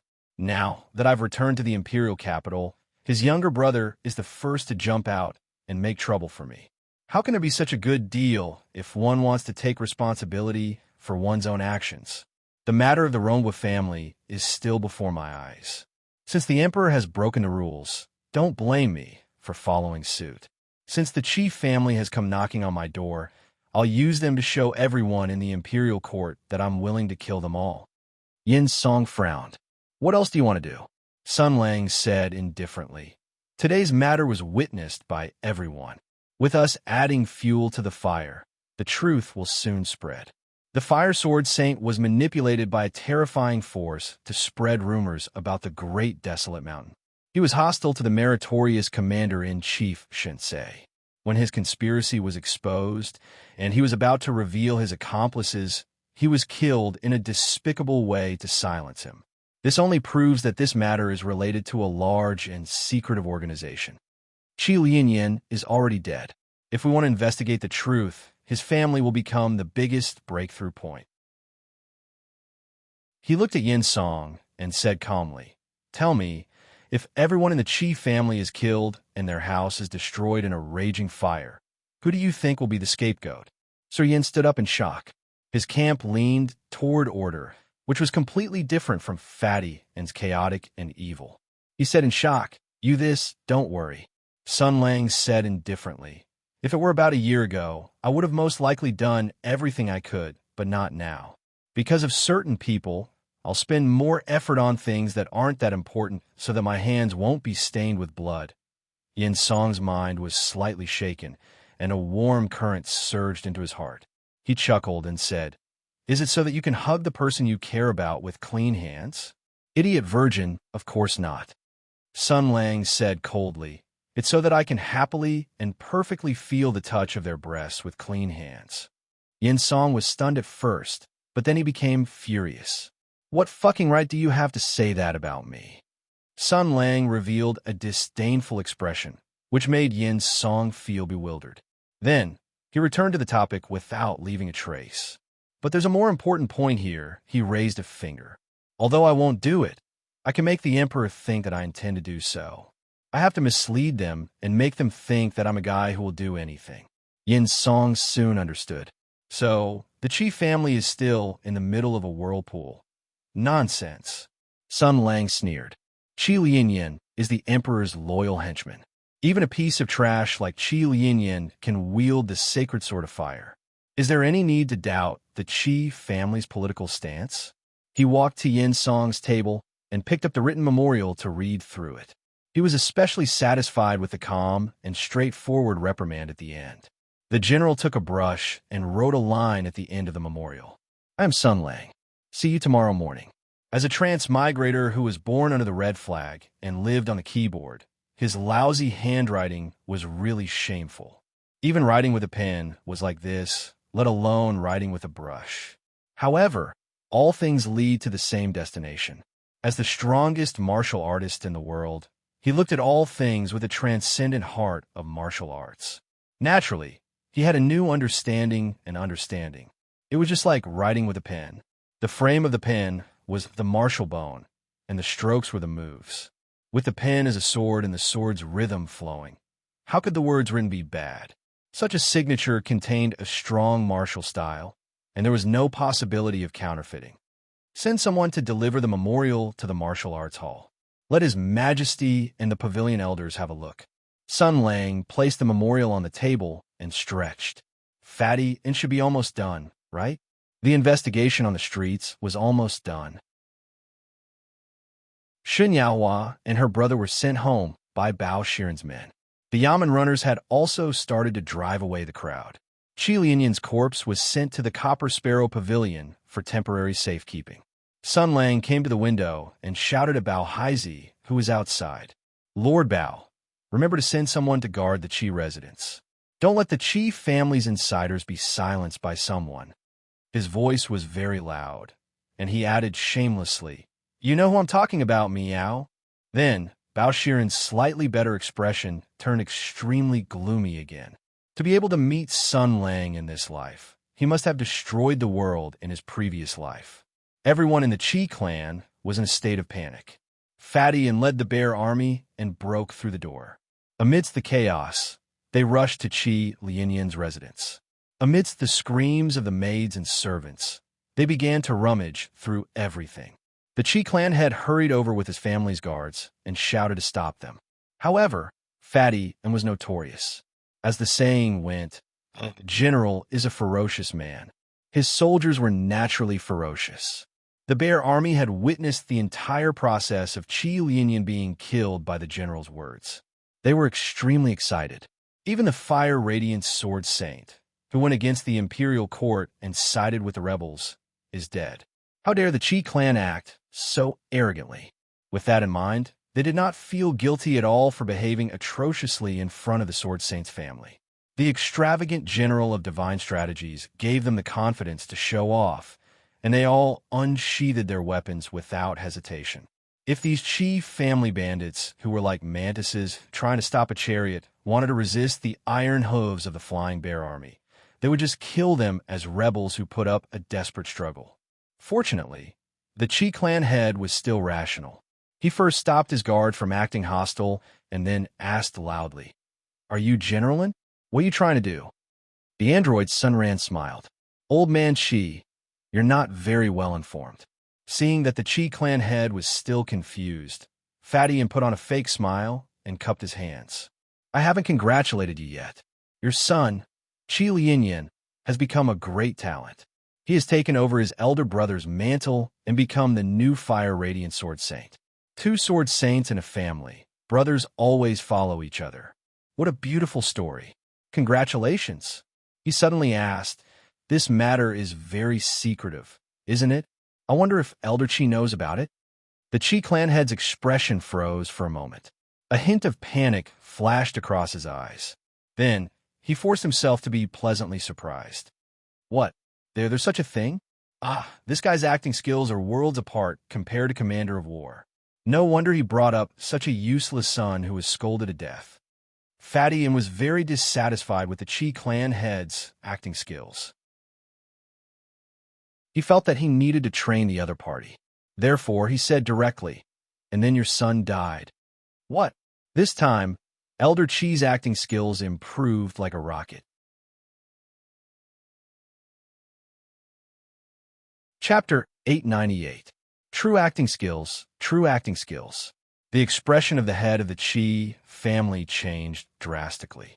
His control of his emotions was very realistic and vivid, as if he had evolved from a little fresh meat who only knew how to act cool and handsome to a veteran actor who was full of acting. The shock of being caught off guard, the confusion of disbelief, and the confusion of facing the wind. These were the most direct reactions a person would have after hearing such shocking news. Then, he opened his mouth wide and clutched his clothes tightly, hissing, "What did you say?" This was probably the look of madness after one's hope was shattered. His youngest son had clearly become a Sword Saint and was about to usher in the glory of having 2 Sword Saints. The combination of these 2 joys would have made the Qi family the #1 Sword Saint family, surpassing the Bai family. But how could his son have died? Fadian's heart was as hard as iron, and he would not show any mercy to his enemies. He did not care about the pain of losing his son at all. He sneered, "I said your son is dead." The head of the Qi family's eyes were red, and he looked like he was going to devour someone. Who? Who killed him? Android's lips curled into a Sunran sneer. "Who? Do you really want to know? Tell me." "All right." Fadian smiled coldly. "In front of everyone, your son's vital energy reversed and the Imperial army counterattacked. He was burned to ashes by the power of the sacred sword of fire. Old mister, you're knowledgeable and open-minded. Tell me, who killed your son in such a way?" The head of the Qi family's expression changed rapidly again. His acting skills had reached a new peak. "What? You don't dare to speak anymore." Android calmly and ruthlessly pressed. "Why don't you say the name of the murderer, who would be able to cause the saint's sword to bite back at its master? As the saying goes, no one knows a son better than a father. As his father, you must know your son's character and aptitude better than anyone else. You must know the reason why he was able to command the Imperial army." He lowered his voice and said slowly, "Therefore, when your son messed up his mission and was about to be interrogated about the name of the person who instigated him, his true Qi suddenly reversed, and his sword aura backfired. Don't you know who killed him to silence him? Mr. Qi, can I trouble you to tell me his name?" Fear overshadowed anger, and cowardice overshadowed hatred. Under the puzzled gaze of the guest, the usually calm and composed patriarch revealed a terrified expression and subconsciously retreated. "What an old dog, what a family of dogs." Fadian smiled sinisterly. But at least we already know the answer. Patriarch Chi asked in a trembling voice, "What do you know?" The Sunran android said, "Don't put on an act. Your son was instigated by someone to go to the Copper Sparrow Terrace to provoke the Shinsei general who had just returned to the capital yesterday. He was reprimanded by the general for spreading rumors, slandering heroes, and taking liberties with the Sword Sage's widow on the street. He deserved to die. The general did not even point a finger at him. He only questioned the name of the person behind the scenes, and then your son was set on fire by his own holy sword." His tone turned colder. "But just because he's dead, it doesn't mean that his sins are offset. Patriarch Chi has successfully attracted the general's attention. He will come to you personally." Fatty and stepped forward. His small eyes, which were narrowed due to his obesity, were filled with murderous intent. He reached out and pressed his hand on Patriarch Chi's shoulder. He leaned his head closer and looked directly into Patriarch Chi's eyes. He said in a low voice, "Heaven's might is unpredictable, and the world is unpredictable. Old sir, you must cherish your life." Patriarch Chi's expression changed again. The theme this time was fear, the fear of unpredictable heaven's might. He said in a trembling voice, I. Android patted Patriarch Chi's shoulder. The Senrin's expression became gentle. "How does it feel to be roasted on a fire? You can choose to be burned alive, just like your poor son. You can also choose to commit suicide, but it doesn't matter. We're already prepared. Your son thought he was smart and attracted a lot of spectators when he started the fight. Instead, his ugly face was exposed to the world. If you die at this time, we'll let everyone know that the patriarch of the Chi family was afraid of his entire family being burned to death by the flames, so he decisively chose to commit suicide. How terrifying." Cold sweat slid down Patriarch Chi's face. "You have a third option," Android said in a low voice. "If you feel hot or in pain, reach out your hand and ask for help. Ask the general for help, and he'll save you. It's not without a price. Because the Chi family has done something wrong, you have to atone for it. For example, you have to explain the karma of your son's self-immolation when he played with fire." Patriarch Chi's lips trembled, but he could not say anything. "Don't worry. There's still a lot of time, and there are many ways. The general isn't in a hurry at all. It doesn't matter if you live or die, or if your entire family is burned to the ground. He has a way to deal with it." Android reached into his pocket and took out an item. "This is your son's jade pendant, right? It reminds you of him when you see it. Keep it. After all, your son was burned to an unrecognizable state." Patriarch Chi took the jade pendant in a daze. His eyes were a little moist. He vaguely felt something cold from the jade pendant surging into his body. Perhaps it was just an illusion. His son was dead. Another one was dead. Should he be sad? Should he be angry? Should he be resentful? Yes, but who should he hate? He gripped the jade pendant tightly, and a beast-like madness gathered in his eyes. The Flying Bear Army turned Qi Lianyin's room upside down and collected a large number of letters and books. Android nodded in satisfaction. "Sorry to disturb you. Old Master Qi will take our leave now." The anger and resentment in Patriarch Qi's eyes disappeared without a trace. Fear rose in his heart again. He raised his head abruptly and said in a panic, "You guys, what?" Android sneered. "Are you expecting us to stay and protect you?" Old Master Qi's expression was filled with anger and fear, but he did not say anything else. He stared blankly at Android and the others leaving. Then he sat down on the ground. His eyes flickered, and no one knew what he was thinking. Why did the Flying Bear Army leave? In a small building not far from the Qi residence, a few ordinary-looking men were watching the main entrance. They were very surprised when they saw that the Flying Bear Army, who came aggressively earlier, had all left. "Boss, should we make a move? We were just saying that the Flying Bear Army was involved in this matter and that it might be troublesome. Now that Android has left," one of the men asked, "then we can take advantage of this opportunity to—" "No." The leader shook his head. "This doesn't make sense. Since the Flying Bear Army is here, why did they leave? They didn't take Crimson Sun Pine away either. Why did they leave just like that?" He pondered for a moment and shook his head firmly. No, it's a trap. Let's stop the operation for now. We'll go back and report to the commander. We'll let His Majesty decide on this matter. As he spoke, another person shouted, Boss, look over there. The leader turned his head and narrowed his eyes to take a closer look. Why is it a Qingmu cat girl and a Yamen runner? I know, she must be Zhan Zhao, the one who was conferred the title of Imperial Cat.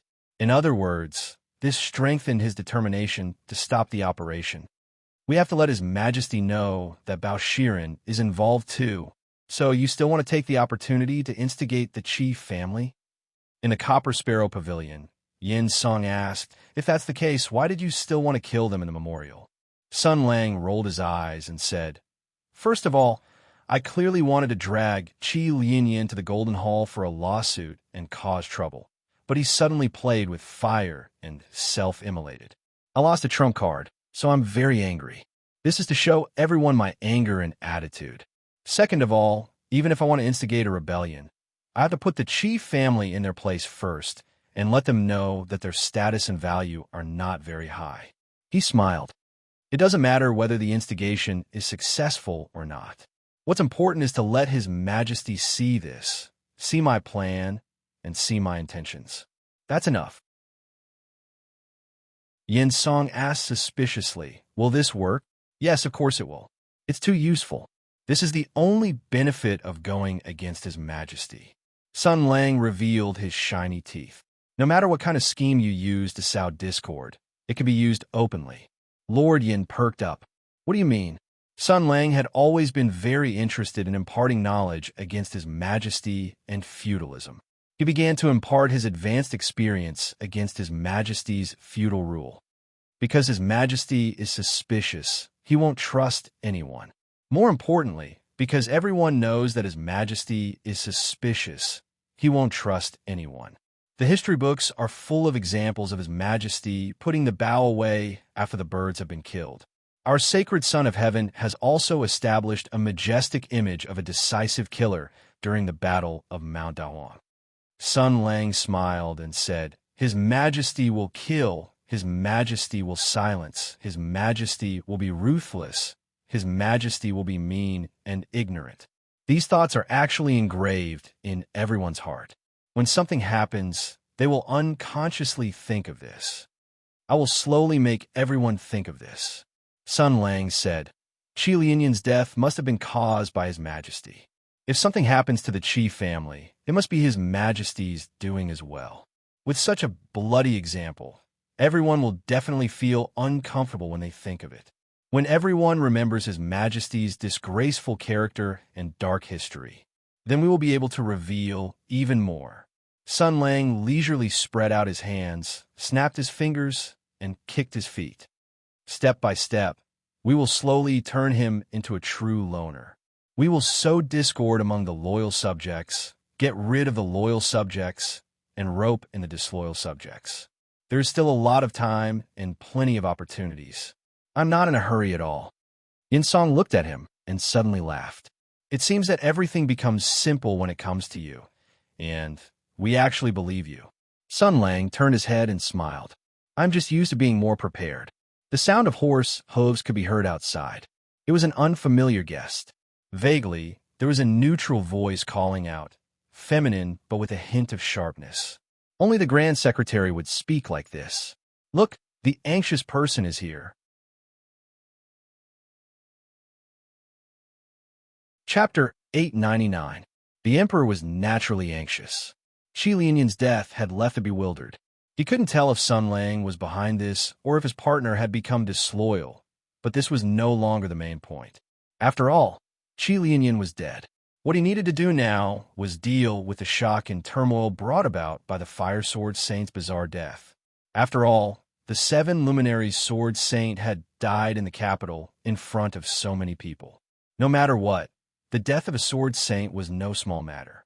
After all, this was the capital of the strongest country in the world, revered by all its people. Foreign envoys had gathered here, and countless eyes were watching. Most importantly, Sun Lang definitely had a backup plan. The capital was at the feet of the Son of Heaven, and his spies and claws covered the entire capital. According to his spies' reports, after Qi Linian's death, Sun Lang had swiftly and decisively made a backup plan. This was very normal. Given this brat's insidious and cunning personality, he naturally wouldn't be willing to lose. It should be known that Qi Linian's death was only a temporary solution to the urgent situation, so that this brat would not drag that trash to the Golden Palace and cause a ruckus. However, the death of the fire sword saint in public would still bring about countless hidden dangers, especially since Sun Lang had already begun to take advantage of the situation to stir up trouble. Thus, the imperial edict had arrived. Inadvertently, the Shinsei Lord General had set yet another record. This esteemed figure was probably the first official in several hundred years to receive an imperial edict in an imperial brothel, and one of the highest ranks at that. The content of the imperial edict was to invite the Shinsei Lord General to attend the court session tomorrow. Sun Lang stood at the gate while his lackeys hid in the Luanfeng pavilion, pretending to look around. After all, no one was born a wretched wretch. The imperial edict wasn't meant for them to hear, so why did they run out? Was it fun to kneel? Idiot. As a result, the general faced the imperial eunuch and the royal guards alone. He had clearly maintained the greatest restraint and did not do anything that would shock the world by making the eunuch kneel to deliver the imperial edict. Of course, one could not expect him to kneel. He did not even set up an incense burner on the table. The eunuch who delivered the imperial edict was naturally a high-ranking eunuch. He maintained a respectful attitude and appropriate distance. He was neither close nor impolite. He turned a blind eye to the Shinsei general's arrogance and neglect. After he finished reading the imperial edict, he said respectfully, "General, please accept the edict." Although he said this, his heart was on edge. The important people in the palace would always have some well-informed channels of information. As a close attendant of the emperor, he really did not want to have anything to do with the person in front of him. He only hoped that everything could be completed in a calm and peaceful manner and that there would be no complications. Unfortunately, he still did not understand Sun Lang. This fellow had long given up on treatment. He was simply like a child with the best martial arts skills in the world. "Please tell His Majesty that I will definitely go coup." Although that was what he said. But the Shinsei general took the imperial edict solemnly. His expression was very calm, as if he was holding Mr. Chun Dushio's trophy. He pretended to be profound and slowly raised the imperial edict in his hand above his head with one hand. The eunuch who delivered the imperial edict and the royal guards were confused. What was he doing? This was just an imperial edict to invite him to the court tomorrow, not an imperial edict to give him military power and order him to go to war. Who was he raising it for? Then, under their gazes, the general of divine strategies suddenly showed a rather emotive expression. He took a deep breath and shouted, "Rise, matter." 30 million alpacas rushed like a long river to the hearts of the imperial edict delivery team. The eunuchs and the royal guards were frightened by this loud shout and almost flew up. They felt terrible. Ah, so cool. Then the Shinsei general showed a gentle smile. "Don't be afraid. I was just joking." Damn, were all the court officials so good at joking? What a joke. At this moment, many people cursed in their hearts. However, the general didn't care. He patted the eunuch who delivered the imperial edict on the shoulder and smiled. "This eunuch is very unfamiliar. I just returned to the imperial capital and don't know a lot of rules. I heard that eunuchs in the palace have to pay when they deliver the imperial edict." There was indeed such a rule. Delivering the imperial edict was probably a good job for the eunuchs in the imperial capital. It was a time for them to intimidate others. No matter how high the status and ability of the official who received the imperial edict was, they would be polite to the messenger who delivered the imperial edict. As for giving red packets and tips, it was already expected. But who the hell dared to take your money? The eunuch shivered when he heard this and quickly said, "No, I don't dare to take your money. It is my greatest honor to be able to see your face." Sun Lang showed a surprised expression. "Oh, you want to take my money? Are you kidding? I said give money. You give me money." Oh. The eunuch's expression collapsed for the second time. Damn, a minister openly asked for a bribe from an imperial edict delivery eunuch. This was a perverse act. Was there any law in this world? I'm joking. Sun Lang smiled. I don't lack money. You don't need the change. Do you see this garden? The Copper Sparrow Pavilion, the #1 brothel in the capital. Some rascals spread rumors that His Majesty is the one behind this brothel. I went up and gave them a slap. Motherf asterisk cur, bullshit. Isn't the chairman and only shareholder of this Copper Sparrow Pavilion me? The eunuch was sweating profusely, but he could only nod. Yes, you are right.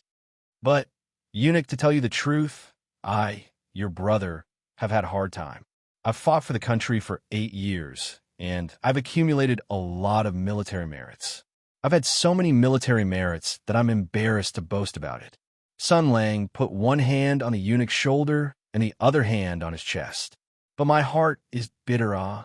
It's been 8 years. Other people have made great achievements, been conferred the title of Marquis, and can even afford to buy a house in the capital. But me, after so many years, I only have the Copper Sparrow Terrace. The eunuch finally couldn't take it anymore. He felt that he was going crazy. General, he said with a subtle expression, if you have anything to say, please tell me. Sun Lang nodded. Oh, yes. I just want you to pass a message to His Majesty. He conferred me the title of Shunsei General. Not to mention other things, I'm a member of the government. Why doesn't the imperial court distribute housing? Where's the carriage that was assigned to me? Where's the entourage? Where the custom-made formal attire and work clothes? Wow, you directly stole the Copper Sparrow Pavilion, and you still want to ask His Majesty for this and that? The eunuch choked on his words and couldn't spit them out. He could only say with a sad face, this servant will definitely pass on General's words to His Majesty. Sun Lang nodded and then asked, is His Majesty's health well? Has he been eating well recently? Is he still *King women at night? When he heard about Qi Lianyan today, how many cups did he smash? The eunuch's cold sweat flowed more and more. Finally, he knelt on the ground with a plop. General, please don't make things difficult for this useless person. So boring, this guy. Sun Lang watched the messengers fleeing in panic. He curled his lips. Old Wei left the palace, and this batch of eunuchs can't do it anymore. He's just a eunuch. Why are you making things difficult for him? Yin Song flashed out from behind the door. Sun Lang smiled. The eunuch's power and wealth all come from the emperor. They are the emperor's servants. Without the emperor, they are nothing. Therefore, they're the closest group to the emperor. There's almost no possibility of alienating them, so there's no need to be too concerned. Yin Song sighed. So you took the opportunity to tease them? Sun Lang shrugged. Am I that bored? Bullying a few eunuchs and imperial guards is not as satisfying as bullying a minister. Then what were you doing just now? I was issuing a challenge. Sun Lang turned his head and smiled innocently like a child. With Qi Lianyan's death and me stirring up trouble, the emperor will definitely not sit still. Those who were sent to deliver the edict must be carrying a secret mission. What I did and said today will definitely be reported to the emperor. Look at how arrogant and overbearing I am. If you were the emperor, what would you think? In front of Sun Lang, the so-called taboos were almost zero. Commander of War used to be the biggest public intellectual in the empire. He often criticized the current politics, ridiculed the imperial court, and said that the country was doomed. Yin Song and the others had been hanging around him for a long time and were already numb to his shocking words. They even became audacious. Just like now, in the face of Sun Lang's inquiry, Yin Song shrugged. If I were the emperor, I would definitely think that you came with ill intentions and would definitely stir up trouble tomorrow. Sun Lang snapped his fingers. Wrong. You know, the emperor is suspicious and likes to think more. You see, many of my words just now were full of hostility. I almost wrote, I'm going to stir up big news in the morning assembly tomorrow on my face. This is too obvious. With the emperor's suspicious temperament, he will definitely think, did this guy deliberately release a smoke bomb as a cover? Yin Song looked thoughtful. You mean, the emperor will think that this is your strategy of confusion? Yes. Sun Lang nodded with a smile. He will probably think that it is just an illusion. After all, there is still an afternoon and an evening before tomorrow's morning assembly. which is enough for me to do a lot of things. He will definitely think that I will take the opportunity to do something this afternoon and evening. So I used those hostile words to confuse him and make him prepare more for tomorrow's morning assembly. Yin Song said. Then what do you plan to do? Sun Lang shrugged. Of course I will do it for him to see. I have nothing to do anyway. He raised a finger and smiled mysteriously. Give me a list of the royalists, and then a list of the clients of the Copper Sparrow Terrace. Also list the royalists caught last night. List some of the most loyal ones, and find some who sit on the fence. Yin Song raised his eyebrows. What are you going to do? Sun Lang smiled gently. Of course, I'm going to do a regular return visit.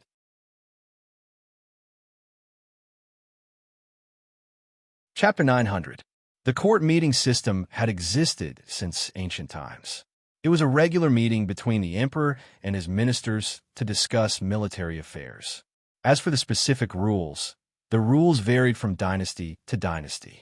In terms of time, there were some that lasted for 3 days, some that lasted for 5 days, and some that lasted for 10 days. In terms of a number of people, there were those who had to be present, those who didn't need to come, and those who wanted to sleep in. 2 years ago, during the Great War of Tianyuan, the current emperor boasted that he was a wise son of heaven.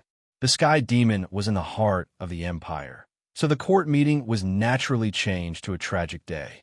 From the emperor to the ministers, everyone had to wake up at 3 in the morning. Sleep your *SS, go to court together, and stink. Even ninth-rank officials had to come as background. The people's outcry grew louder and louder.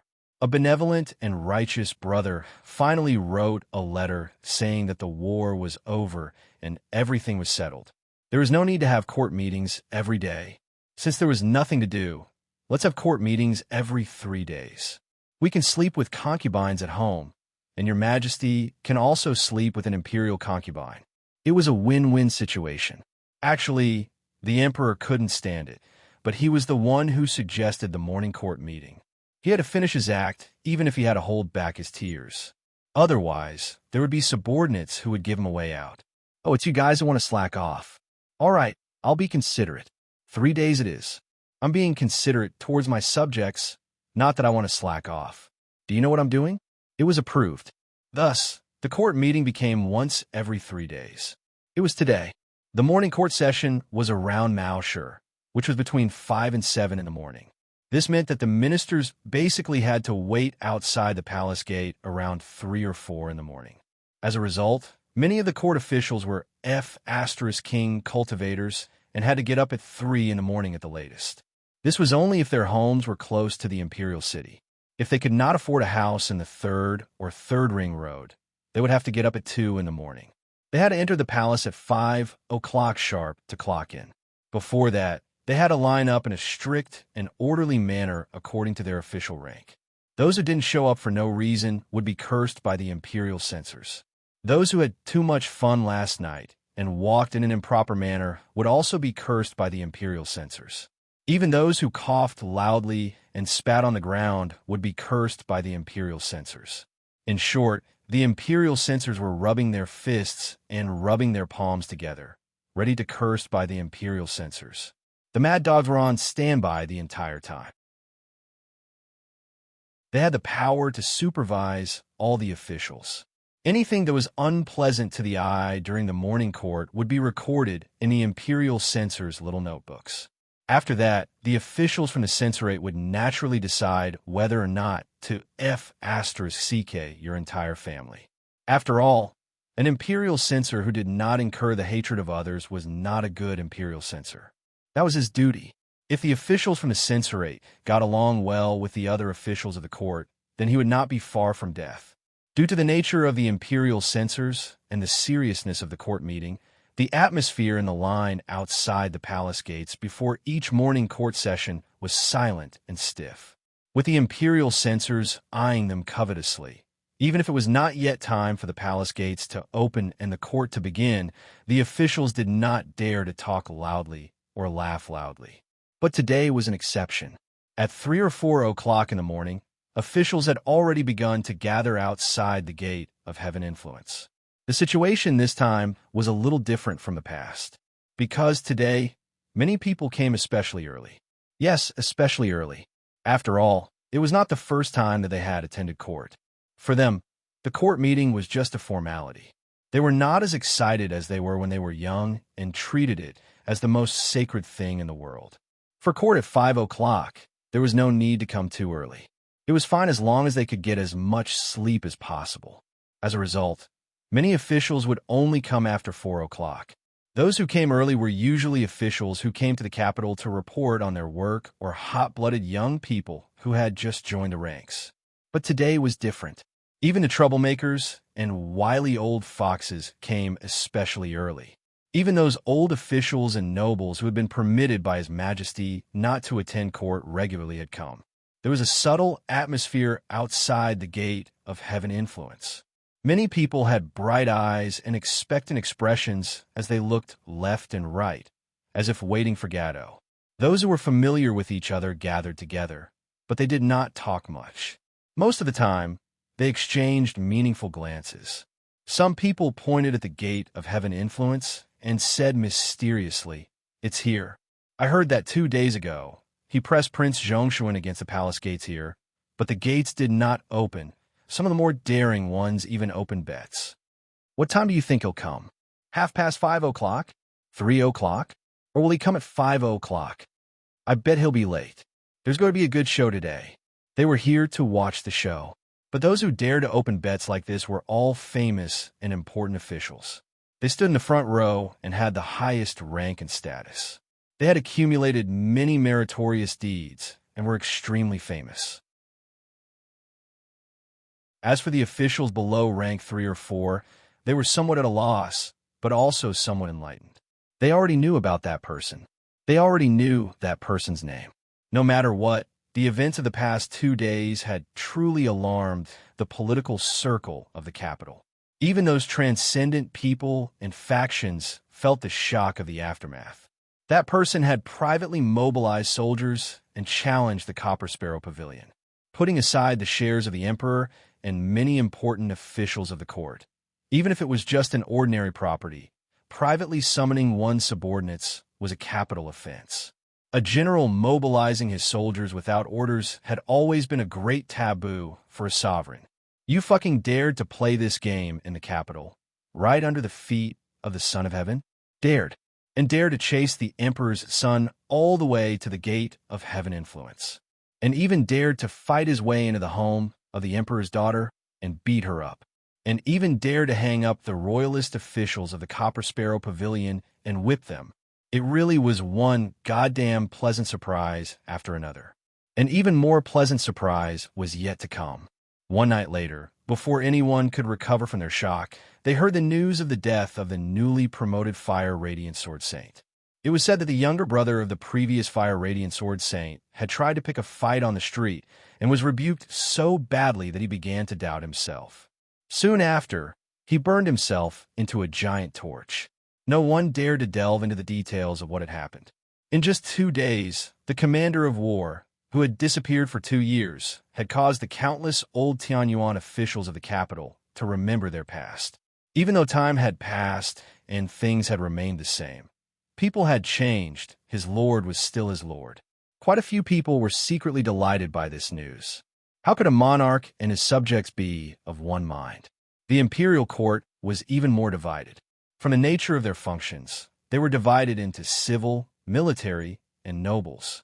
From the political standpoint, they were divided into the branches of the aristocratic families that protected the royal family. From the perspective of their respective bosses, they were divided into tensei and many others. Their forces were intertwined, and each of them had their own political demands and interests. How could they be of one mind with the monarch? So when the commander of war's 2 powerful and friendly punches hit the emperor's face, many people cheered loudly in their hearts. The enemy of an enemy was not necessarily a friend, but the enemy of an enemy beating up an enemy was definitely something they would like to see. And today, in the morning court session, an even bigger show was about to take place. Although these officials of the empire looked righteous, one could know a person's face, but not his heart. Who knew what they were thinking? Perhaps many people were looking forward to the battle between the commander of war and the emperor during the morning court session. It would be even better if one of them lost his mind and started a fight on the spot.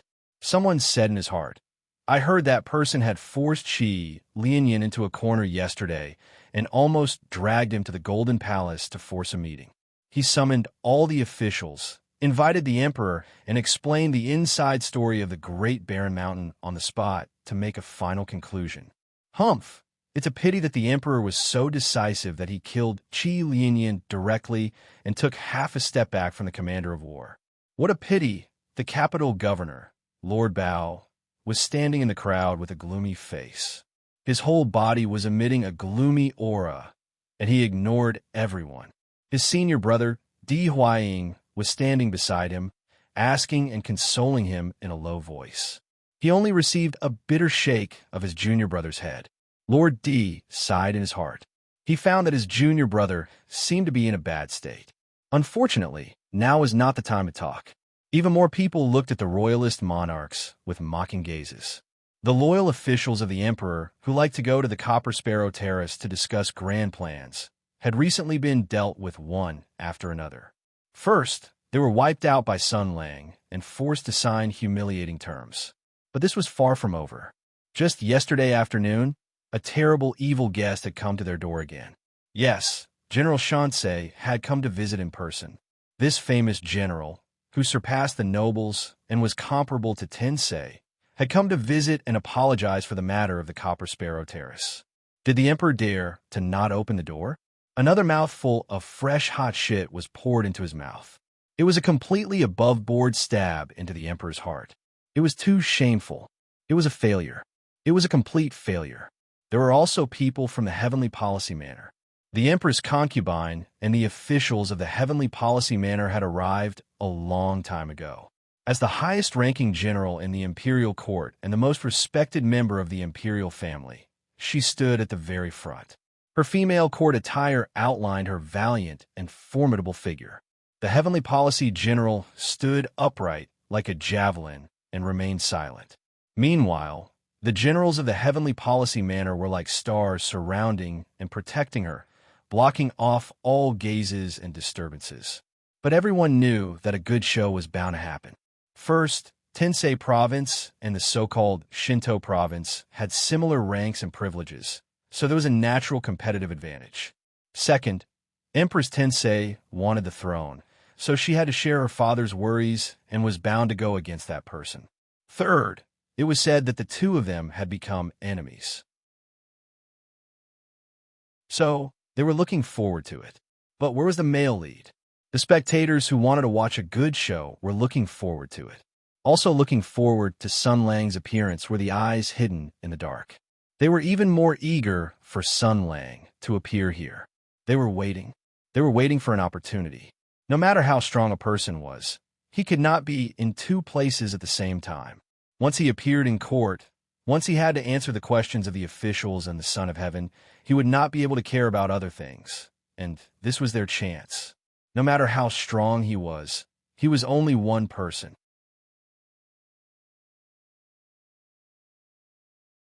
Chapter 901.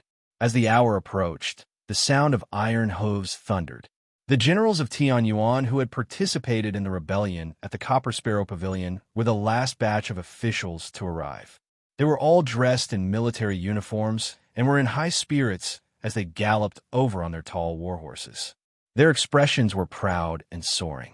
According to the whispered mockery of a certain high-ranking official, they were like the vicious dogs have finally returned to their evil master. As a result, they immediately became arrogant. Although they had been quite arrogant before, when the sound of hooves rang out, the officials waiting outside the gate of heaven influence all became spirited and involuntarily looked back.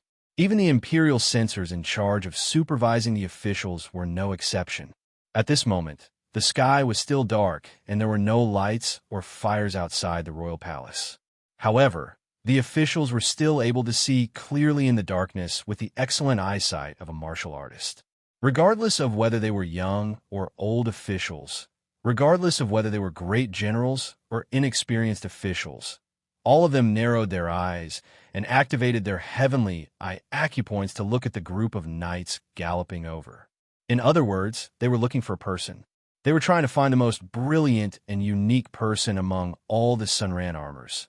The legend who had single-handedly suppressed the 6 armies. The famous general who had once shone like a shooting star. The marshal who had deeply influenced the war situation, the 6 armies, and even the empire. Regardless of whether they wanted to see him or not, everyone wanted to see him. Only when they saw that person's figure would the illusion in their hearts become real. Only then would they truly believe that he was back. That person was really back. But they were disappointed. Led by Android and the others, the generals of Tianyuan from the northern theater of war reined in their horses and dismounted 200 paces away. They handed the reins to their personal guards and then strode toward the group of officials. They found their original positions skillfully and walked over as if nothing had happened. Their expressions were solemn and their eyes were calm. Apart from this, there was nothing else, as if they had really come to clock in and go to work. A huge question mark rose in everyone's mind. Where was he? Over the past 2 days, there had been one major event that had shaken the imperial capital. Behind each of these events was the shadow of that person. The destruction of the Copper Sparrow Terrace, the rumor about the remnants of the Sky Demon, the story of the Great Barren Mountain told by the general, Qilian Yan's red-hot and absent-minded appearance, and the royalist faction's loss of face were all because of that person. Yesterday, His Majesty had ordered the general to attend the court meeting. This was something that everyone knew. However, when it was almost dawn, the general was still nowhere to be seen. Was he going to stand His Majesty up, or was he deliberately putting on airs? Many people were thinking carefully. The corners of their mouths curled into meaningful smiles. They had a tacit understanding between them. In a small group in Tensei Province, Feng Qiao whispered, "His Highness didn't come." Empress nodded slightly. Android, who had moved to the side as if nothing had happened, suddenly raised his hand and shouted, "Censor! Censor! I want to report you. Feng Qiao and Empress, please take a look at them. Their behavior is inappropriate." When Imperial Censor Wu Pongji heard this, he immediately rushed over and shouted, "Is there such a thing?" Everyone looked at the 2 bastards with indifferent eyes. The members of the Heavenly Strategy Group all turned around and glared at Sun Lang.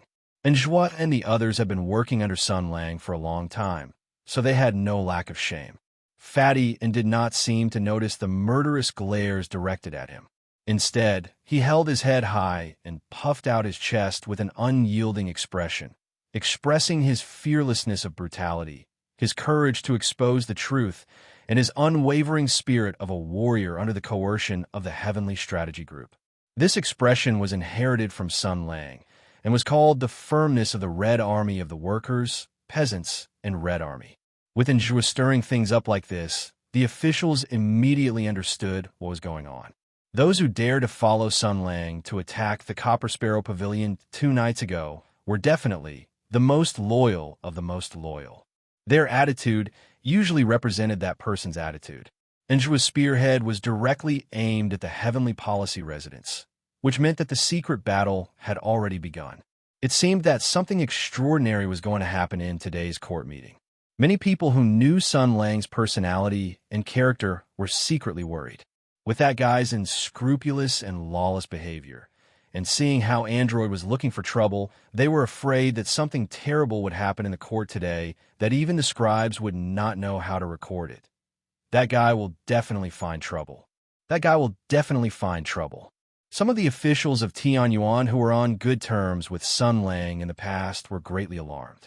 After all, this commander had been known to be the best at psychological attacks back in the day. With his mouth, bottomless integrity, and boundless imagination, he had often attacked the enemy's mind in terrifying ways that ordinary people could not imagine. As a result, some of the generals of the Heaven's Origin sector were pitiful victims. The most popular battle, which completely established Sun Ji's Jianghu's status in society, was a quarrel between him and a general in the army, whose name was inconvenient to be revealed. The general used virtue to win over the general. He didn't beat or scold him. Instead, he took a small stool and sat in front of the general, beginning to tell a vivid story. As for the female lead of the story, she was only one character different from the general's wife. As for the male leads of the story, they came from all walks of life, from the coachman to the humble servant, and even the farmer who delivered vegetables to the general's house, the housekeeper, and the general's comrade.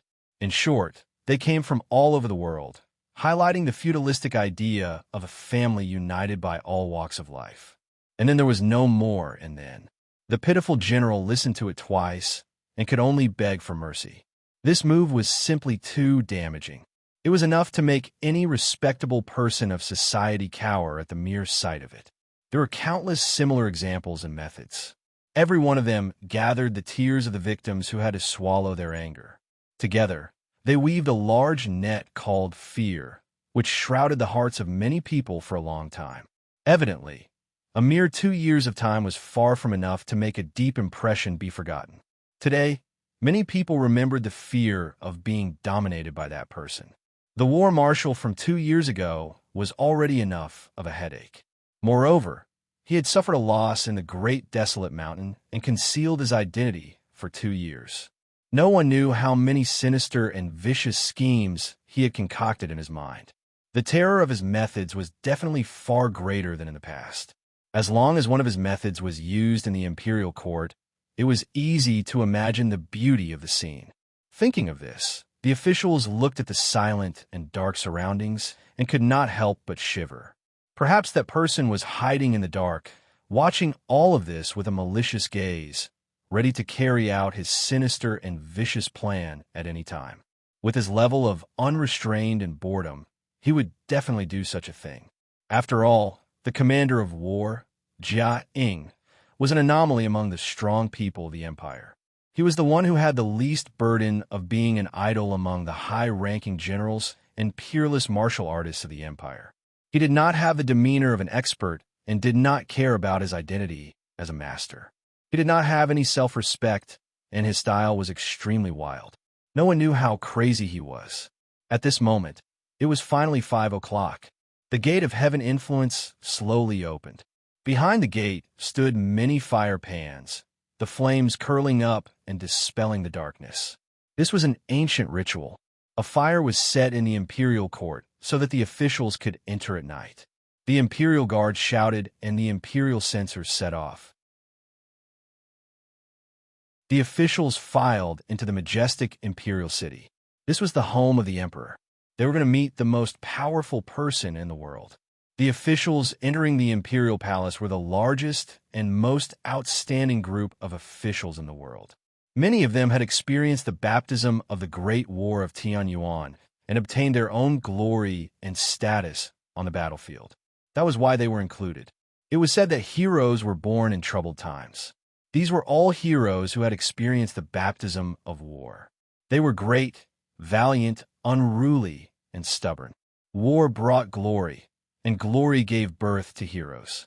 The heroes who achieved greatness on the battlefield were different from ordinary officials. They stepped onto the battlefield with the will to protect and prove their beliefs and paths in the war. Most of them were heroes of their generation, but many of them were idealists. Now that the war was over, their ideals were fiercely colliding with reality. After the war, there were many things waiting to be done.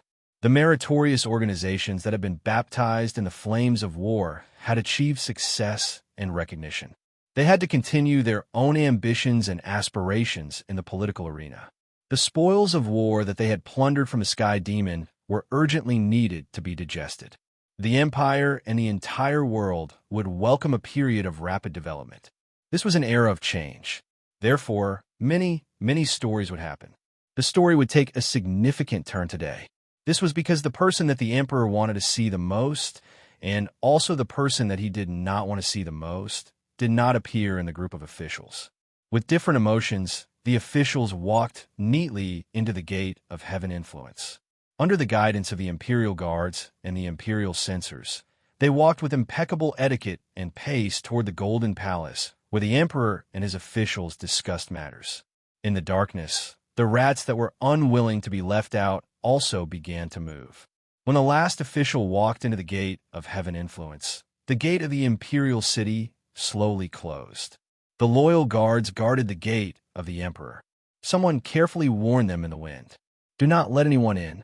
This is your mission, and you must use your lives to fulfill it. Do you understand? As the saying goes, if the emperor is humiliated, the officials will die. If the emperor is humiliated, the heroes will die for justice. You have received the emperor's kindness, and your mission is like a mountain. Since you are guarding the gate of the emperor, if an outsider forcefully enters, no matter who it will be a great humiliation and disgrace. Once such a thing happens, the world will need you to use your blood and lives to wash away this disgrace. You will expose the evil deeds of the fatherless people to the world. Malice spread through them. Words were more hurtful than knives, and criticism was more hurtful than arrows. It was not easy to stay in the imperial city. It was not enough to only rely on martial arts. Otherwise, the position of emperor would have long been taken by the number one person in the world. And in a private house near the Copper Sparrow Terrace, the men of sacrifice were quietly waiting. Kill, burn, kill as many people as you can, and burn as many people as you can. You have enjoyed a wonderful life that no one can imagine. Today, Master needs you to repay him. Let's begin the operation. Everyone needs to eat the decaying drug. After 2 hours, the drug will take effect and turn your bodies into a pool of blood. Destroy all evidence. You have already seen the map. The target is an underground palace of the Copper Sparrow Terrace. The targets are the managers of the Copper Sparrow Terrace. Today is the morning court session. All the officials and generals must go to court to meet the emperor. This is the only chance.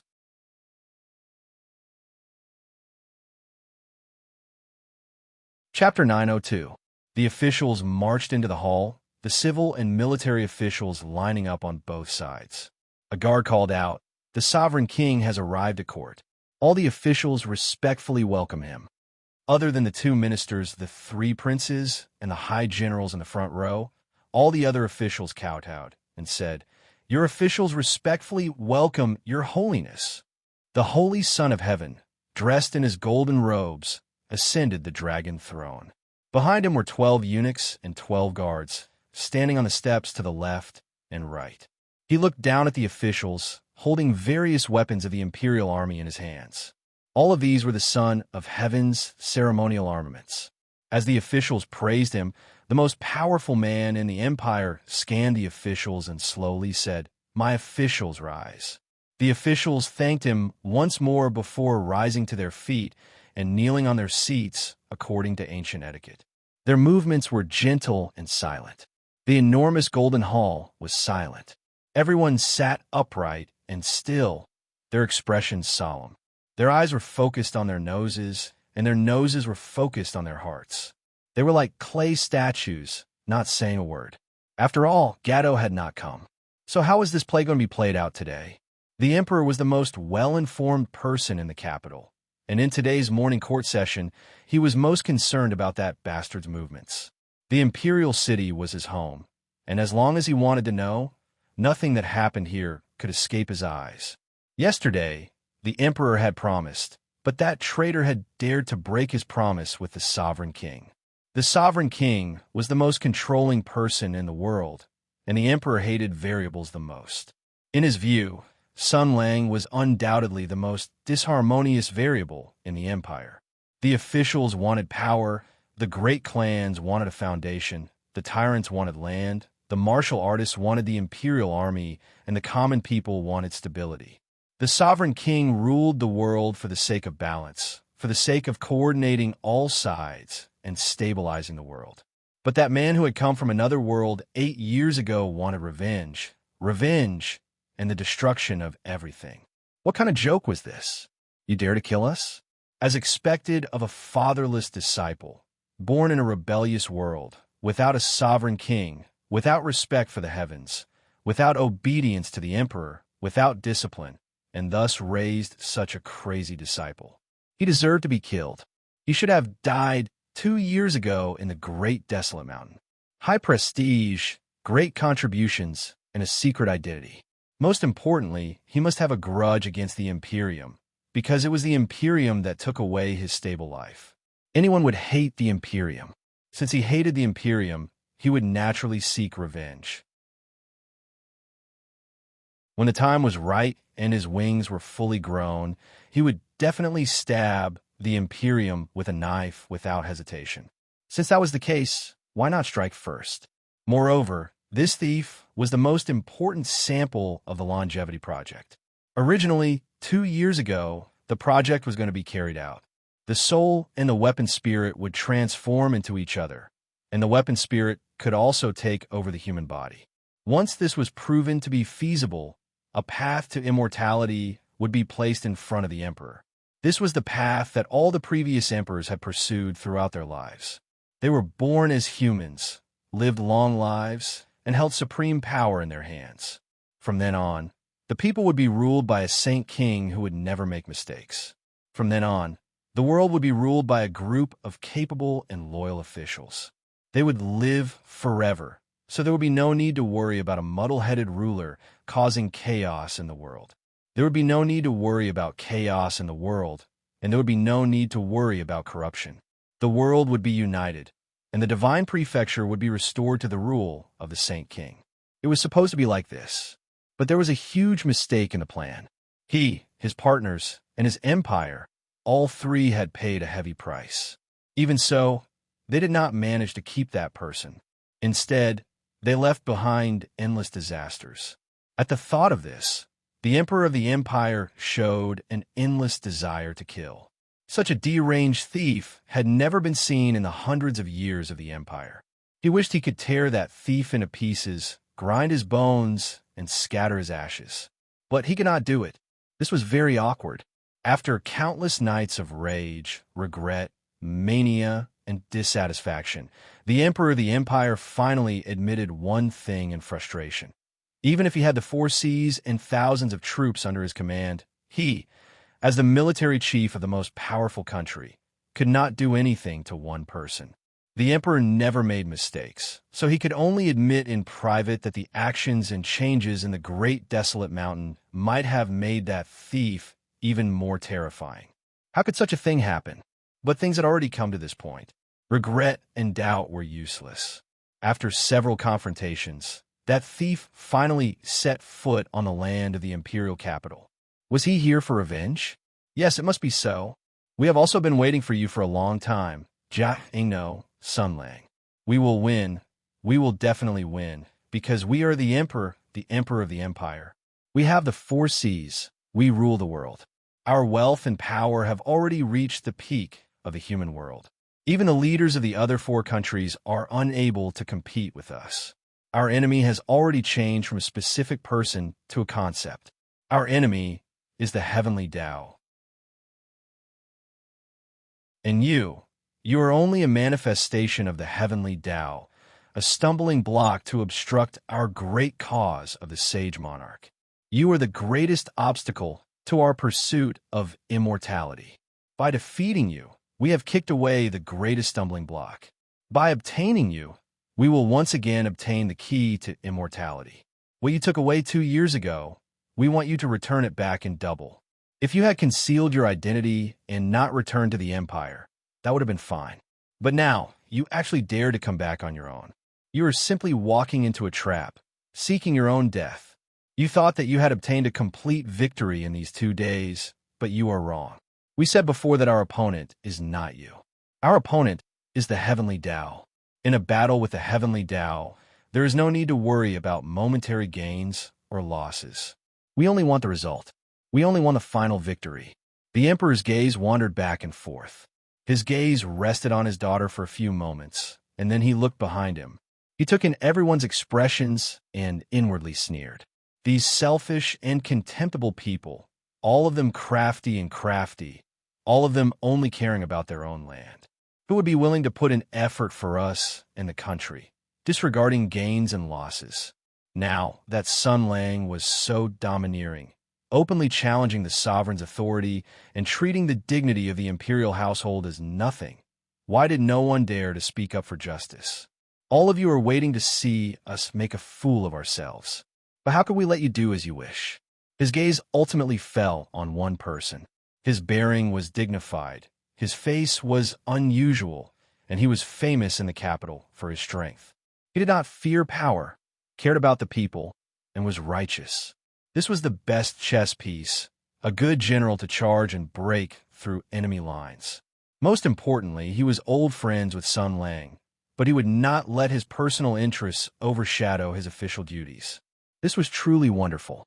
Sun Lang, let your good friends and old friends see the fate of those who go against you.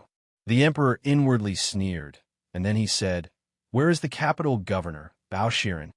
Everyone's gaze fell on Bao Shiren, but Lord Bao stood up and bowed. "This lowly subject is here." The emperor smiled and nodded. "Sun Lang, did you think that if you didn't come, this play wouldn't be able to continue?" "Wrong. This play is even better. I know why you didn't come. You didn't dare to come, because no matter how strong you are only one person. You can't split yourself. Once you came to the imperial court, you couldn't care less about the Copper Sparrow Pavilion. You made up a big lie to deceive the capital. What would happen if your lie was exposed? This is called the rules. Since you accepted an official position and returned to the capital, you have to abide by the rules.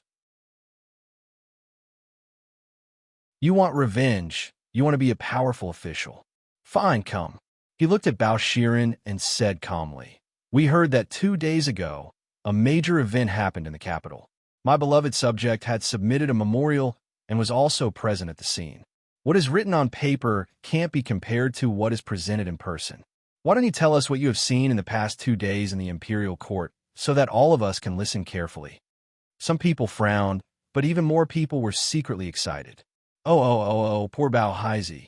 He was really a mouse in a bellows being bullied by both sides.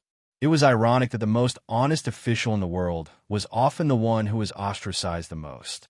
Even though Bao Shiren's life was like a cheat code, it didn't stop him from having very few friends. Bao Haizi had offended many people in the past few years. Now, he was clearly being used as the first spear by the emperor to attack Sun Lang.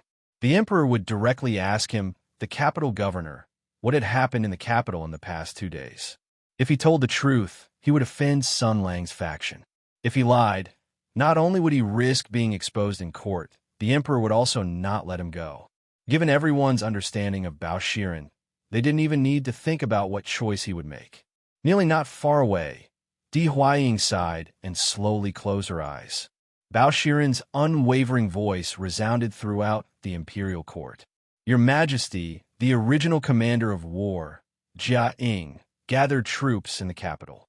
Without orders from the Bureau of Military Personnel and Your Majesty's Tiger Tally, they brazenly attacked the Copper Sparrow Pavilion, claiming that the remnants of the Sky Demon were behind it. It's hard to tell if it's true or false. This is the first reason." Cold gazes fell on Lord Bao. Bao Shiren didn't seem to notice. The suspected fire sword saint, the second son of the Qi clan, Lin Yin, died on the streets in front of the great general. The coroner examined him and found that his death was extremely strange. The cause of death is unclear and the identity of the murderer is unclear. The emperor's smile deepened. He even felt that Bao Shiren had become more sensible, knew how to speak, and knew how to be an official. But obviously he was wrong. The next moment, the capital magistrate's slap to the face came quietly. Of course, it was Qi Lianyan who provoked us first. As a sword saint, he used the public weapon to fight against the great general of Tianyuan and spread all kinds of unruly things, causing the people to be heated and our allies to be surprised. In this humble subject's opinion, Qi Lianyan's actions were indeed extremely abnormal. This is the unanimous opinion of the people present, so it's highly credible. Someone did instigate Qi Lianyan. The emperor's eyes suddenly turned cold. The gazes of the crowd turned into pity. You're a rat caught in a bellows. You should at least cling to one person's thigh. Then you can go and slander the other person. Why did you offend both sides? What are you after? The emperor directly interrupted him. Where is the great general of Shunsei, Sun Lang? The imperial court was silent. No one answered. The emperor asked again. Still, no one answered. He slowly said, I sent a eunuch yesterday to invite the great general to come to the imperial court today. Since you've already received the decree, why did you miss the appointment? At this moment, Empress Tensei brazenly stepped forward. She cupped her hands and said resolutely, This is the crime of deceiving the emperor. He relied on his military achievements, disregarded the law, and disrespected the emperor. This subject asks Emperor Father to punish him.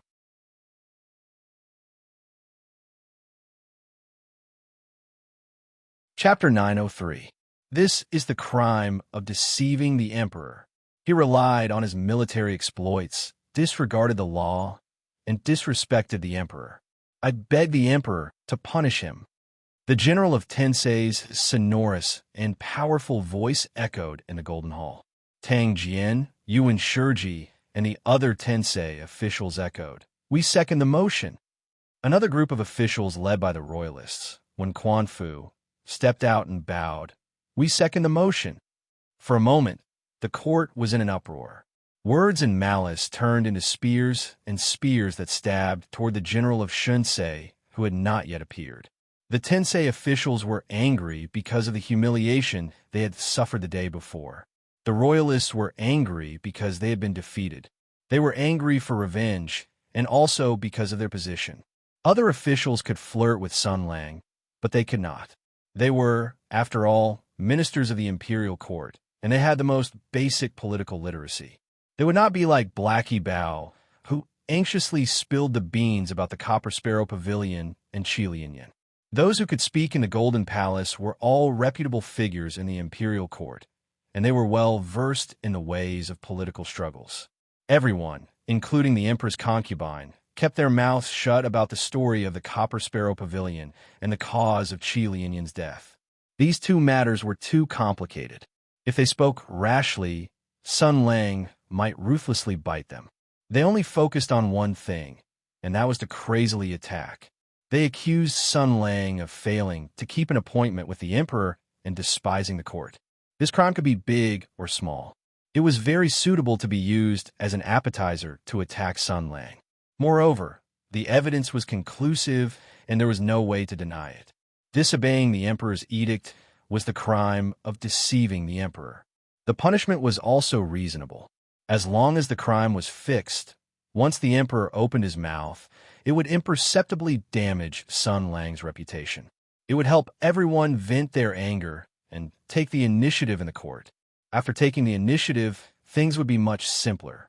Empress's eyes met the emperor's. The father and daughter's eyes met for a moment. The noble princess listened to the impassioned voices of the imperial court. What arrogance and despotism! What contempt for the monarch! What lawlessness! Sun Lang's opponents were all sternly stating their opinions, angrily denouncing Sun Lang's actions of not having a monarch or a father. The so-called public anger was nothing more than this. And amidst this storm that suddenly erupted, the head of the civil officials, the head of the military officials, and the leaders of the various departments were all like old monks in meditation, not saying a word. Sun Lang's direct subordinates, trusted aides, and allies were all like clay statues, turning a deaf ear to everything around them. They were neither angry nor excited, as if none of this had anything to do with them. What's going on? A faint sense of uneasiness arose in her heart. She was very clear about the temperament of Sun Lang's group of paparazzi. These people had different personalities and different shrewdness. In this kind of situation, maintaining the same silence could only mean one thing. That was because Sun Lang had already instructed them beforehand. This meant that the bastard had already anticipated the current situation and was prepared to deal with it. Empress Tensei's alarm gradually rose in her heart. She was the person in the world who understood Sun Lang the most. She was the person in the world who would not underestimate Sun Lang. The hole in his brain was boundless, and his ability to execute was unparalleled. Such a person was extremely difficult to deal with. So what was he doing? What did he want to do? Empress frowned. She quickly went through the arrangements for today's morning court in her mind. Clearly, this was another trap, a trap targeted at Sun Lang. Since Sun Lang had accepted the Shunsei general's reward and returned to the imperial court as the former commander of war, this meant that he had joined the game and entered the political rules of the imperial capital. If he wanted to benefit from these rules, he had to abide by and support these rules. In the face of the emperor's summons, as a subject of the empire, It was a great discourtesy not to attend the morning court without a reason. This was an overt plot against Sun Lang. No matter how strong he was only one person. In the face of the emperor's summons, he had to attend the court. Even if there was no imperial edict, he still had to come. Not only did he have to explain the cause of Qi Lianyan's death, but he also had to spread his fabricated version of the Great Desolate Mountain. More importantly, he had to show his strength and voice to the world in the political center of the empire, in the highest authority of the empire. As the saying went, if one did not have a proper title, then one's words would not follow. Without truly entering the court and obtaining the acknowledgement of the emperor and his subjects, the so-called Shunsei general was nothing more than an empty title and name. For example, Sun Lang had been running amok in the past 2 days with the title of Shunsei general, but what the various powers feared was not the title of Shunsei general, but the strength, merit, status, and honor that Sun Lang represented. Everyone still regarded him as the former marshal who had disappeared 2 years ago, not the general of the empire who was about to establish his own government and take charge of the Shinsei army. Therefore, no matter what, he had to come. Everyone was waiting for him, so he had to come. This was an opportunity. Not only did he launch a surprise attack on the Copper Sparrow Terrace 2 days ago, but he also made up one big accusation after another, saying that there was a remnant of the Sky Demon who had done such a horrifying act, and that his intentions were truly unfathomable. Moreover, this fellow had dug out a pile of blackmail materials from the Copper Sparrow Terrace, mixing truth and falsehood, and he had actually succeeded. Therefore, the Copper Sparrow Terrace had become a thorn in the side of many people. It had to be solved, and this morning's court session was an opportunity. Sun Lang had come to the imperial capital alone, so he must be short of subordinates. He had not had time to gather people, so he was only relying on his former subordinates. Once they participated in the court session, the defense of the Copper Sparrow Terrace would be unprecedentedly weak. This was a good opportunity to carry out a secret operation. Many fools were obsessed with the idea of burning all the evidence in the underground palace of the Copper Sparrow Terrace. As long as there was a hint, they would do it regardless of the cost. And if Sun Lang did not participate in the court session, just like now, countless accusations would come pouring in. After all, he was a subject. If a subject failed to meet the king's summons, it would be a crime of disobeying the king's decree. No matter how high his position was, it would be useless. So, how would he deal with it? Whatever. The emperor's concubine thought for a moment, but didn't have any ideas. Soon after, she threw this faint hesitation to the side. Offense was the best defense. If you can't think of a way to deal with it, then don't worry about it. Just continue to wildly attack until the enemy has no way to deal with it. She said loudly, "The law is merciless. Your Majesty, please punish this mischievous person as a warning to others." No matter what plan you have, no matter what method you have to turn the situation around, as the saying goes, a monarch does not joke. Once Father decides this matter, no matter how capable you are, you will not be able to turn the situation around. Therefore, a group of henchmen and royalist allies also echoed, "Your Majesty, please investigate clearly." The emperor said slowly, "Then my beloved subjects, Shinsei General disobeys the decree. How should I punish him?" At this moment, Pongji stepped out and said loudly, "Your Majesty, your subject thinks it is inappropriate." His voice was loud and clear, instantly suppressing the whispers and reprimands in the hall. Feng Qiao turned around and said lightly, "What does Imperial Censor Wu think is inappropriate? Could it be that a general of the imperial court can be lazy and play tricks in the face of the king's summons?" Android on the side said sarcastically, "Fortunately, the capital governor is Lord Bao and not Lord Fong. Otherwise, 500 unjust cases in a year would be a small number." Du Kemming said lightly, "Generalin, if you have something to say, why don't you say it directly?" Android smiled. Not to mention that the person involved is a Shinsei general and a hero of the imperial court. Even if an ordinary person is suspected of breaking the law, they also have the right to defend themselves in court. Now that the general is not here, who knows the reason for his late arrival and the inside story of his failure to keep the appointment? No one knows. Unreasonable, not asking for the reason, and not even asking for the reason. Even before the person involved has shown up, all of you are already so angry that you want to kill him. This kind of trial method is unheard of and unseen. If all of you were a county magistrate, who knows how many innocent people involved in this case would be sentenced to death? Not to mention that the person you are accusing is a general of Tianyuan and a hero of the age, who far surpasses all of you in merits, responsibilities, honor, and reputation. Android withdrew the smile on his face and said slowly, "All of you call yourselves modest gentlemen. Why are you so mean? Let me make a bold guess. I'm afraid that all of you are abusing your position to avenge private wrongs." Bah! Who knows how many people were cursing in their hearts? F***CK, you abusing your position to avenge private wrongs. If they were abusing their position to avenge private wrongs, then what would this fellow be doing when he called his family members and colleagues to laugh at him at the Copper Sparrow Terrace and went to Tensei province to fight? A thief calling others a thief, and now they're talking about us. The emperor looked at Android and said lightly, "And Fei Xiong, then tell me, where did the general go?"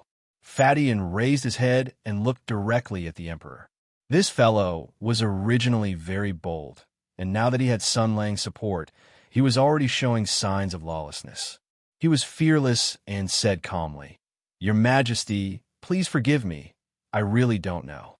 The emperor's expression was calm, and his tone was relaxed. However, power and influence gave mortals strength and dignity.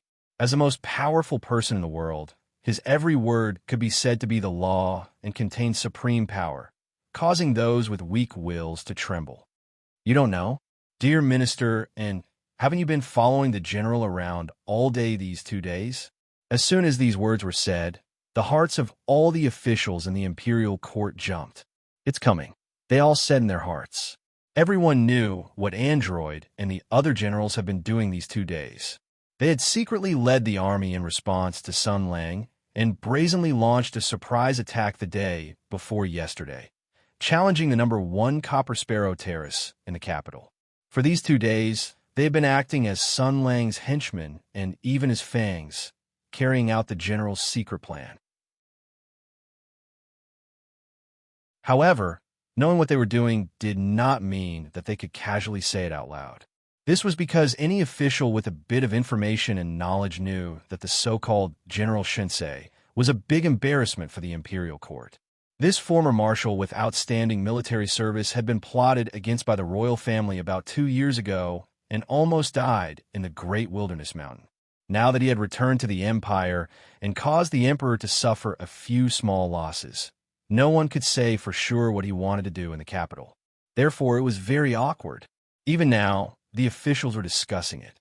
Other than Bao He, who was so righteous that he was stupid, no one was willing to be the first to break this window paper and put Sun Lang's motives and actions on the table. But now, the emperor had casually said out loud. When these words fell into Pongji's ears, it made his heart tremble. Timidity and fear instinctively appeared. After all, he was a scholar. The loyalty he had learned over the years was carved into his bones and could not be removed in a short time. He knew that if these words were directed at him, perhaps his legs would go weak. Imperial Censor Wu looked at Android's muscular figure and sighed in his heart. The commander of war had never overlooked anyone when it came to judging people. Only someone as daring as Fatty and could hold up the situation. In the face of the king's calm words, which were filled with deep meaning and even killing intent, and Zhuo's expression was calm. He grinned and said, "Your Majesty is indeed perceptive. Nothing can escape your eyes." The emperor said lightly, "Then how could you not know where the general is?" Android sighed and said, "Your Majesty, it's not like you don't know that I am stupid and lazy. I don't like to think about things and only like to sleep. However, the general is the same as before. He takes care of everything personally, regardless of whether it is big or small. He has been working very hard these past 2 days. Every day he works hard and exhausts his mind. He has to die for the Hutu Empire. Not only does he have to think about how to defeat the enemy, he also has to think about how to guard against sneak attacks. As he spoke, he glanced at the sneaky people who were trying to plot against him. The royalist, when Quan Fu snorted and said, "I heard that the first thing the general did when he returned to the capital was to take over the Copper Sparrow Terrace. That is the most romantic place in the capital. I'm afraid the general is enjoying himself there and has no time to attend court." Enjua flashed his snow-white teeth. "Lord One, I've seen the account book of the Copper Sparrow Terrace. You're a frequent customer there. You're really energetic despite your age, and you seem to be in high spirits. Judging from the anger in your voice, are you worried that the general might have accidentally hooked up with your lover?" When Quan Fu was stunned at first, then he became angry and blood rushed to his face. "Bastard," Android Sunran said, "you are measuring the heart of a gentleman with your own mean measure. The general made a great wish a few years ago. He said that the sky demon had not been destroyed, so how could he have a family? How could he be like Lord One and go to the Copper Sparrow Terrace every night?" When Quan Fu was furious. "Then tell me, where did he go?" Android said proudly. "Of course he went to deal with the country's affairs." When Quan Fu scolded, "Nonsense! I think he must have gone to some despicable place." The emperor saw that the two of them were about to start cursing at each other. Just as he was about to say something to stop them, a eunuch suddenly appeared from the side hall. He looked extremely flustered. He ran over and whispered, "Your Majesty! Your Majesty!" The emperor nodded slightly at him. The eunuch excused himself and walked over as fast as he could without being impolite. He whispered a few words into the emperor's ear. The emperor's face suddenly changed. The veins on his hands suddenly popped out. His face was filled with shock and anger. At this moment, the emperor's shrewdness and manners were all thrown aside. He roared, "How dare you, thief!" All the officials saw the eunuch and saw the emperor's anger. They all kept quiet out of fear. The emperor looked like he wanted to eat someone. He glanced at the officials and said word by word, "Sun Lang went to the imperial ancestral temple." The air was silent for a moment. Then, the officials burst into an uproar. When Quan Fu shouted at the top of his voice, "Overstepping! Arrogant! How dare you? How dare a mere official violate the imperial ancestral temple and offend the previous emperors? Your Majesty, this is a grave crime of having no emperor and no father. Quickly send the imperial guards to punish him in front of the steps." He shouted very loudly because he felt guilty. Just now, he did not choose his words carefully and said that Sun Lang had gone to some despicable place. But now, well, he hoped that the emperor did not take it to heart. The emperor's face was as cold as ice. "The imperial ancestral temple is my family temple. My ancestors sleep here. How should an official be punished for trespassing? How should he be punished?" But at this moment, everyone's hearts suddenly tightened. Almost all the officials in the Golden Hall were brilliant warriors. They had extremely sharp spiritual senses. They felt something and turned their heads in unison to look outside the hall. In an instant, a blazing sword chi that resembled a fiery phoenix soared into the sky from a certain location in the city. The brilliant light of the imperial weapon shone in the sky, so bright that it could even compete with the brilliance of the sun. Its momentum, radiance, and power were many times stronger than the might and sharpness that Qi Lianyan had displayed when he pulled out his sword on the street yesterday. Someone in the Golden Hall shouted, "That place is the Imperial Ancestral Temple." However, even more people recognized the meaning of the sword Qi. The sacred sword chooses its master. The sacred sword of fire chooses its own master. Cries of surprise rang out one after another in the Golden Hall. In the midst of the chaos, Android took 2 steps forward, pushed down the golden mountain and jade pillars, and fell to his knees. His expression was agitated, like a loyal official of the Empire who weighed 200 to 300 pounds. He opened his hands and shouted with tears in his eyes, "Your Majesty, the sacred sword of 7 luminaries chooses its own master. Is the sword saint chosen by the heavens? The sword energy rose from the imperial ancestral temple. It is the manifestation of the previous emperors. The Empress of Heaven prayed to the heavens, giving the empire another sword saint protector. This humble official asks your majesty to move to the imperial ancestral temple and listen to the teachings of the previous emperors. Pongji and the others also fell to their knees and shouted, "This is the imperial ancestral temple. Your majesty, please move to the imperial ancestral temple."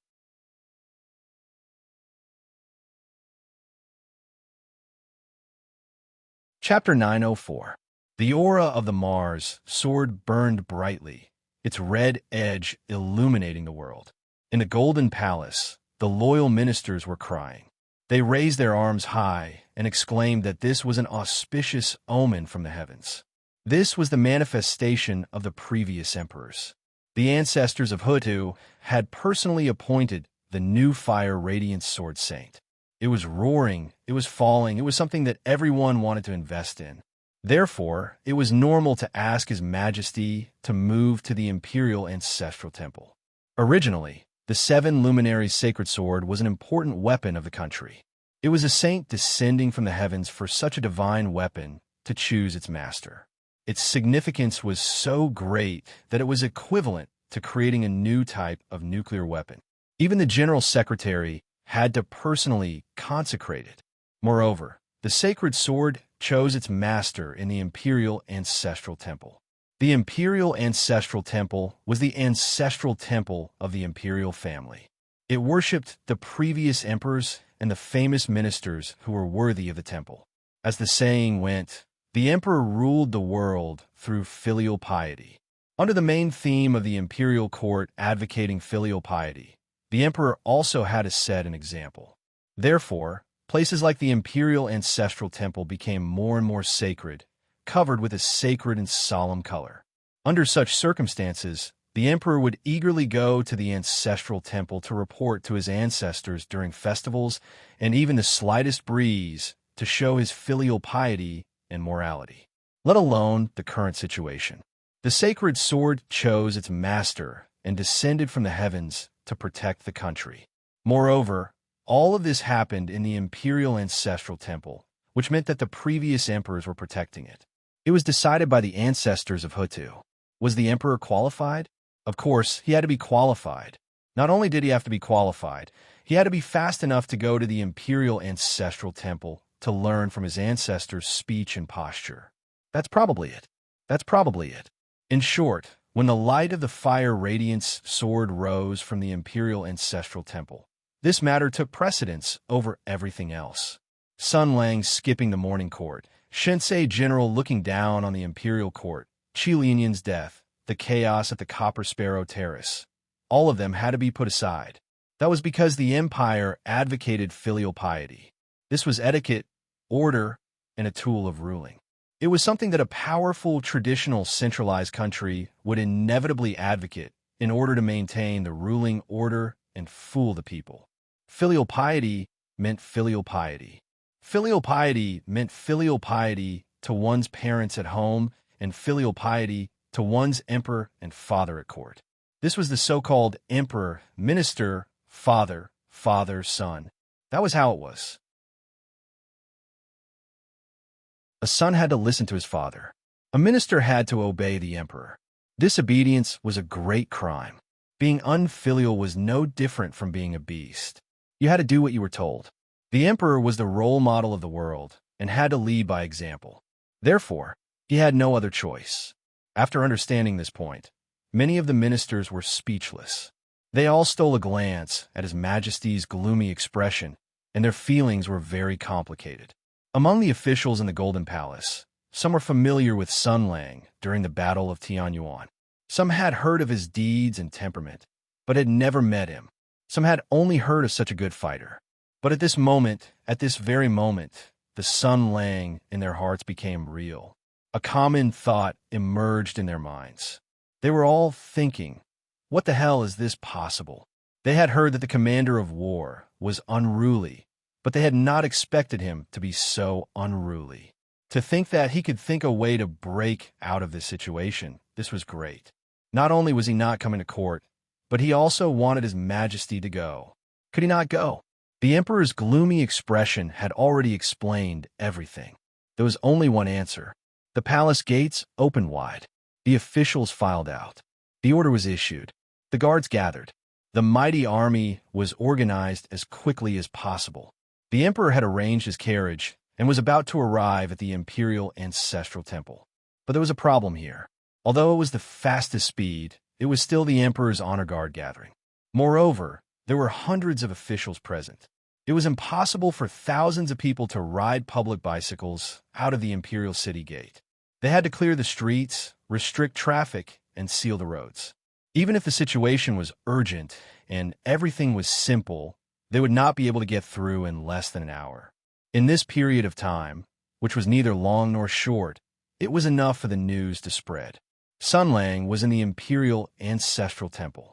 This meant that the defense of the Copper Sparrow Terrace was now empty. The biggest obstacle no longer existed. The men of sacrifice guarding the Copper Sparrow Terrace were suddenly energized. Their eyes lit up with a fierce light. They were carefully cultivated killing tools. Long periods of training, brainwashing, and taking drugs had made their way of thinking different from normal people. They had become paranoid, cruel, and stubborn. The meaning of their lives was to complete the mission at all costs. Their mission was to complete the mission until death. And today was the day of their death. The leader of the men of sacrifice took out a sealed wax pill from his pocket. After crushing it, the green pill was held in his hand.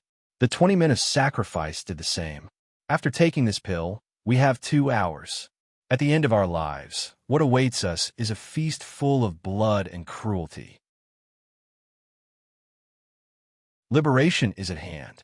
We should let more people feel our happiness, passion, and ecstasy. Only by killing. He suddenly swallowed the pill. This pill would make him fearless of pain and greatly increase his strength. On the other hand, after 2 hours, his body would rot and turn into ashes. But it didn't matter. His soul would be free, leaving this filthy and dark mortal world and welcoming complete freedom. Only by killing. The men of sacrifice swallowed the pill together. Their faces were full of fanaticism and bloodlust. The leader was about to do a brief pre-battle mobilization. But at this moment, the door was violently pushed open. The person in charge did not care about the secret signal. He roared in a low voice, "The plan is canceled. The plan is canceled." Sun Lang went to the imperial ancestral temple. He might have made arrangements and taken precautions. The men of sacrifice looked at him gloomily. The person in charge swallowed. The leader showed an extremely strange smile. There was anger, cruelty, ridicule, and madness that was about to destroy reason. So the plan is canceled? The person in charge of the person in charge looked panicked. He took a step back and looked like he wanted to reason with the leader. Well, yes. My master means that we can't do anything now because... But in the next moment, his body was easily torn apart. Blood and organs splashed in the air and then fell to the ground. A few men of sacrifice let go of the broken body in their hands. The blood had stimulated their ferocity. Damn it! What do you mean by canceled? I've already taken the pill, and you're telling me this. They roared in a low voice. Kill. The blades of slaughter that had been destroyed by reason showed their sharpness in the early morning light. From the leader to the other men of sacrifice, everyone was immersed in the upcoming blood feast. No one cared about what the person in charge had not finished saying. I am about to die. I am going to kill to my heart's content. What imperial ancestral temple? Do whatever you want. The leader grinned hideously. He did not care about the bodies on the ground anymore. He opened the secret door on the ground. The soldiers in charge of guarding the Copper Sparrow Terrace were the elite soldiers of Heaven's Origin. Although all the generals and leaders had gone to attend the imperial court meeting, the soldiers who stayed were all experienced soldiers of Heaven's Origin. They were not to be underestimated. A head-on battle would only lead to death. Once the enemy set up a military formation, no matter how many lives they had, they would be killed in vain. However, although these soldiers had surrounded the Copper Sparrow Terrace tightly, They would never have thought that there were many secret passages under the Copper Sparrow Terrace. Even if they found out from the map of the Copper Sparrow Terrace and the mouth of the manager and sealed some of them, they would not know about some of the secret passages. For example, the path they were taking now would lead them to the interior of the Copper Sparrow Terrace without anyone noticing. When everyone was not on guard, they would show their deadly blades and reap a large number of lives. The men of sacrifice were scurrying underground. The passageway was very hidden, but the price was that it was designed to be very winding, and the journey was not short. They moved quickly and silently. The passageway was very dark, but their eyesight was enough to see in the dark. Soon, they felt a slight vibration above their heads, as if there were many people above. The leader said in a low voice, "We should have arrived at the Copper Sparrow Terrace. Those people up there are the guards who are patrolling and changing the guard. We are about to reach the end." Continue. At this moment, there was a loud boom as the tunnel collapsed. The walls of the passageway in front and behind collapsed with a loud bang. Large amounts of stone bricks and soil fell down. The air suddenly cleared up. It was the connection between the top and the bottom. Fresh air rushed in, and the clamorous voices of the people outside also came in. It was a mess, and their voices were full of shock, anger, and surprise. Not good. The men of sacrifice suddenly felt their hearts tighten. They had all taken the drug of madness. They would die in an instant. Moreover, they were all lunatics whose minds had been twisted. How could they just wait to be killed? Now that they had been discovered by the enemy, they had to kill them all. The leader of the men of sacrifice was a decisive person. Seeing that the passage in front and behind had collapsed, and only the exit above was the only way out, he knew that it was a trap waiting for him. It was a hopeless situation where they were doomed to die. However, they were already dying. How could they be frightened by such a scene? He shouted angrily, "Now that things have come to this, we must make them pay." It was obvious that the attack on the Copper Sparrow Pavilion had been discovered by the defenders of the Heaven's Origin sector. The fact that the tunnel had collapsed at the right time and blocked the way was the best proof. The reason why they did not bury their own people directly was that they wanted to capture them alive, to interrogate them and extract evidence. How could it be so easy? The leader shouted. He clenched the weapon in his hand and rushed out of the dead end above. He raised his saber and shouted, "Come on!" But the next moment he was stunned. The leader of the men of sacrifice felt that it was a scheme of the guards of Tianyuan. They wanted to capture them alive. He thought that after he came out, he would be surrounded by well-prepared elite soldiers with unsheathed weapons. He thought that he was about to face the hopeless situation where he would be killed. Those well-trained and battle-hardened soldiers of Tianyuan might look at him with a mocking look as if they were looking at a prey. And he, at the last moment of his life, would let those guys know who the prey was. It was supposed to be like this. However, the leader of the men of sacrifice found that the people in front of him seemed to be even more surprised than he was. Other than that, the people around him were not the aggressive elite soldiers with sabers and swords. Instead, they were a group of people wearing official uniforms and official hats. What he saw was either crimson or purple. Some of them had white hair and beards, while some were young. They were all looking at him in a daze. Wait, official uniforms? The air was silent for a moment. What a thief! How dare you assassinate the emperor? The heavenly official of the Ministry of Personnel, who had met the leader of the men of sacrifice, was infuriated. The white-haired, kind-looking minister raised his right hand and launched a wind thunder transformation. The officials of the Ministry of Personnel behind the old minister also realized what was going on. For a moment, their palms were everywhere, and their fists were shining. The violent attacks were all over the place. The great general of the Right Imperial Guard, who happened to see all of this, wanted to come over and help, but the assistant ministers, doctors, minister counselors, managers, and managers of the Ministry of Appointments had all taken up the positions. There was no room for him to intervene at all. The great general could only shout at the top of his lungs, "Capture him alive! Don't kill them!" When the Dragon Spear army in front of the palace heard the news and rushed over, the scene was already surrounded by the officials of the 6 ministries. The assassins who had come out from underground to assassinate the emperor had already been beaten up by the civil officials. They were all lying on the ground, and no one knew how many restrictions had been hit by the heavy hand. The general of the Dragon Spear army in front of the palace was so scared that he broke out in a cold sweat. He quickly ordered the assassins to be taken into custody, and then quickly rode to the emperor to beg for forgiveness. His Majesty ordered them to leave the palace and go to the imperial ancestral temple. After a few miles, several assassins came out from underground. If they did not happen to bump into the group of officials, but directly appeared in front of His Majesty, many of them would have lost their heads. However, His Majesty seemed to be in a good mood today. Perhaps it was because of the previous emperor's appearance in the imperial ancestral temple. He just scolded them with a few words, fined them 3 months of salary, and sent them away. The group did not slow down because of this small incident. His Majesty did not seem to care much about this matter. However, his subordinates would definitely investigate the background of these 20 or so assassins clearly. The civil officials of the Ministry of Appointments had a good time beating them, but they still wanted to continue. The Minister of Appointments walked forward silently.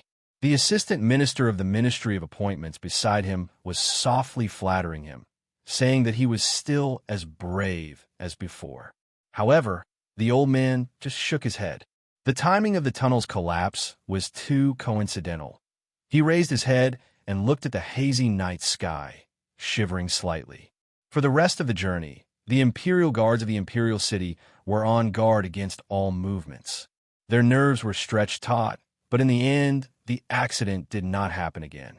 The towering buildings of the imperial ancestral temple came into view. This was the temple of the imperial family, built to worship the god ancestor. At this time, the light of the sacred sword of fire had already been withdrawn. The sky was still dark, and most of the majestic and magnificent imperial ancestral temple was hidden in the darkness. The officials guarding the temple and the temple attendant came forward to greet them anxiously. The officials looked at the tall main gate of the imperial ancestral temple and looked back and forth several times. There was no one. That person actually did not come out to greet them. This was simply, the temple attendant trembled with fear and said, Your Majesty. The general was fully armed and had the 2 luminaries' sacred swords of fire and metal. He said that he was here on behalf of Old Master by to have an audience with the previous emperors. We did not dare to stop him and were blocked by the general at the door. Then, the emperor slowly said, What did he say? He said, the temple attendant swallowed. He said that he wanted to invite Your Majesty in alone because he had something important to report.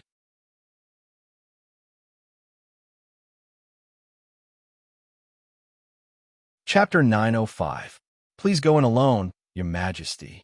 That was what Sun Lang had said. How dare you? The emperor had not said anything yet. Empress was both a general and a royal empress. She was also of the same rank as Sun Lang, so she had the right to comment. She raised her eyebrows and said sternly, This is the imperial ancestral temple. He trespassed first. Now that Your Majesty is here, how dare he act all high and mighty? The temple attendant trembled in fear and knelt on the ground. He begged, Your Majesty, Your Highness, this was all the general's idea. It has nothing to do with me. Empress snorted and said to the emperor, I asked for an imperial edict to bring this person out and hold him accountable. The emperor was silent. His personal attendants, eunuchs, and important officials all tried to persuade him. Under such circumstances, they could only persuade the emperor not to go in. The eunuchs were loyal servants who protected their masters. The other officials knew what to do. It seemed that His Majesty was feeling guilty. The old foxes hid their thoughts well and said some polite words. The emperor, on the other hand, did not say a word. He seemed to be weighing the pros and cons in his heart. Once again, he suffered the taste of defeat. That brat was always able to take him by surprise and take him by surprise. He would stab him viciously in places he did not expect. Now, he had taken the initiative and created the drama of the sacred sword choosing its master in the imperial ancestral temple, shrouding himself in a mysterious halo. Borrowing the banner of the previous emperors and the righteousness of the empire's filial piety, he set up an open conspiracy to lure the emperor into his trap. Then, should the emperor enter the imperial ancestral temple or not? He had to enter. The words that Sun Lang had said to the abbot of the imperial ancestral temple were heard clearly by everyone, and so was the emperor. The key point was that sentence. I have come to see the late emperor on behalf of Old Bai. This sentence was full of meaning, and the threat was obvious. The failure of the Bai castle was a great failure. No one knew how much inside information Bai Yue had revealed before his death, but one thing was for sure. This would lead to endless trouble. This was the threat. The subtext was, of course, His Majesty can bring people in and let me out. It doesn't matter. Then, let's talk about everything in front of everyone. Hateful, hateful. He actually dared to threaten the sovereign king. And he actually succeeded in doing so? A cold light flashed through the emperor's eyes. He was no longer young. Growing up was his greatest or even only pursuit. As he grew older, he lost his sharpness and became more shrewd. He no longer lost his temper because of a moment of pride in gain or loss. Although such a setback made him angry, it did not make him lose his reason. To see through the surface, one had to look at the essence. In essence, why did Sun Lang want me to go in? Of course, it wasn't to assassinate the king, he thought. Otherwise, he would normally have many opportunities and wouldn't have to wait for this day to come. Moreover, he still had great reliance in allies. Even Sun Lang might not be able to succeed. Then, what is he trying to do by letting me go in alone? The answer was obvious. Negotiation. He wanted to negotiate. He wanted to use words, lies, and deceit to get more. As you said, more than 2 years had passed, and Sun Lang's sword had gradually become blunt. With this thought, the emperor had already made a decision. I am the emperor. I am the sovereign of the kingdom. The officials and I are not of the same mind. Sun Lang returned to the capital, and those in the know all wanted to see me make a fool of myself. Just like now, the traitor invited the sovereign king to guard the imperial ancestral temple, but the officials behind me are all watching me. Once I show any weakness or retreat, it will set off a storm in their hearts. Their loyalty to the sovereign king is very cheap. He sighed slightly in his heart. However, some of the complaints and disappointment disappeared without a trace. He had never trusted his officials. He did not have much hope in his heart, so he did not care about disappointment. It was because everyone had their own selfishness and the officials were lazy. In order to ensure the longevity of the kingdom, he had to find other ways. Once we have completed the great undertaking that the previous emperors were unable to reach, your attitudes and even selfishness will no longer be important. Our country does not need half-hearted officials, only loyal officials. The emperor slowly said, "Since it is the general's invitation, I will go in." As soon as he said this, everyone was shocked. Those who were qualified to surround the emperor, other than the close and favorite eunuchs and loyal guards, were all important officials and top nobles. They were obviously not of the same mind as the emperor, but they still had to act. Hearing this, they all tried to persuade the emperor. Some even passionately expressed their willingness to enter the imperial ancestral temple with the emperor. If there was any danger, they could take a knife for the emperor. The emperor pretended to be moved. He first praised the loyalty of the people, then smiled and said, "This is the ancestral temple of my ancestors. The one who invited me in is the general who is the most brave in the army and has outstanding military achievements. There are also many important officials outside the imperial ancestral temple. What do I have to be afraid of?" Empress hesitated and said, "Your Majesty, forgive me for speaking bluntly. When the sovereign king is here, Sun Lang enters the imperial ancestral temple and does not personally welcome him. As an official, he is very impolite and sneaky." Perhaps, the emperor waved his hand and said, "Perhaps there are other secrets. We will know once we find out. I have made up my mind." Temple attendant, open the door. Under the persuasion of the officials, the emperor had made up his mind. He did not allow anyone to secretly protect him. After all, He knew that if Sun Lang really wanted to kill him, one or two masters secretly protecting him would have limited effect. Moreover, since they were going to meet alone, the topic they were going to discuss would be taboo among taboo. If anyone else heard a word, they would consider killing them, not to mention that they were going to listen from the beginning to the end. Facts had proven that when an emperor was determined to do something, the officials could not stop him. Moreover, there was no reason to stop him even if they wanted to. If the emperor was going to visit incognito or was crazy enough to want to fight with someone, the loyal officials and officials would naturally have countless reasons to persuade and rebuke him. But how could they stop him?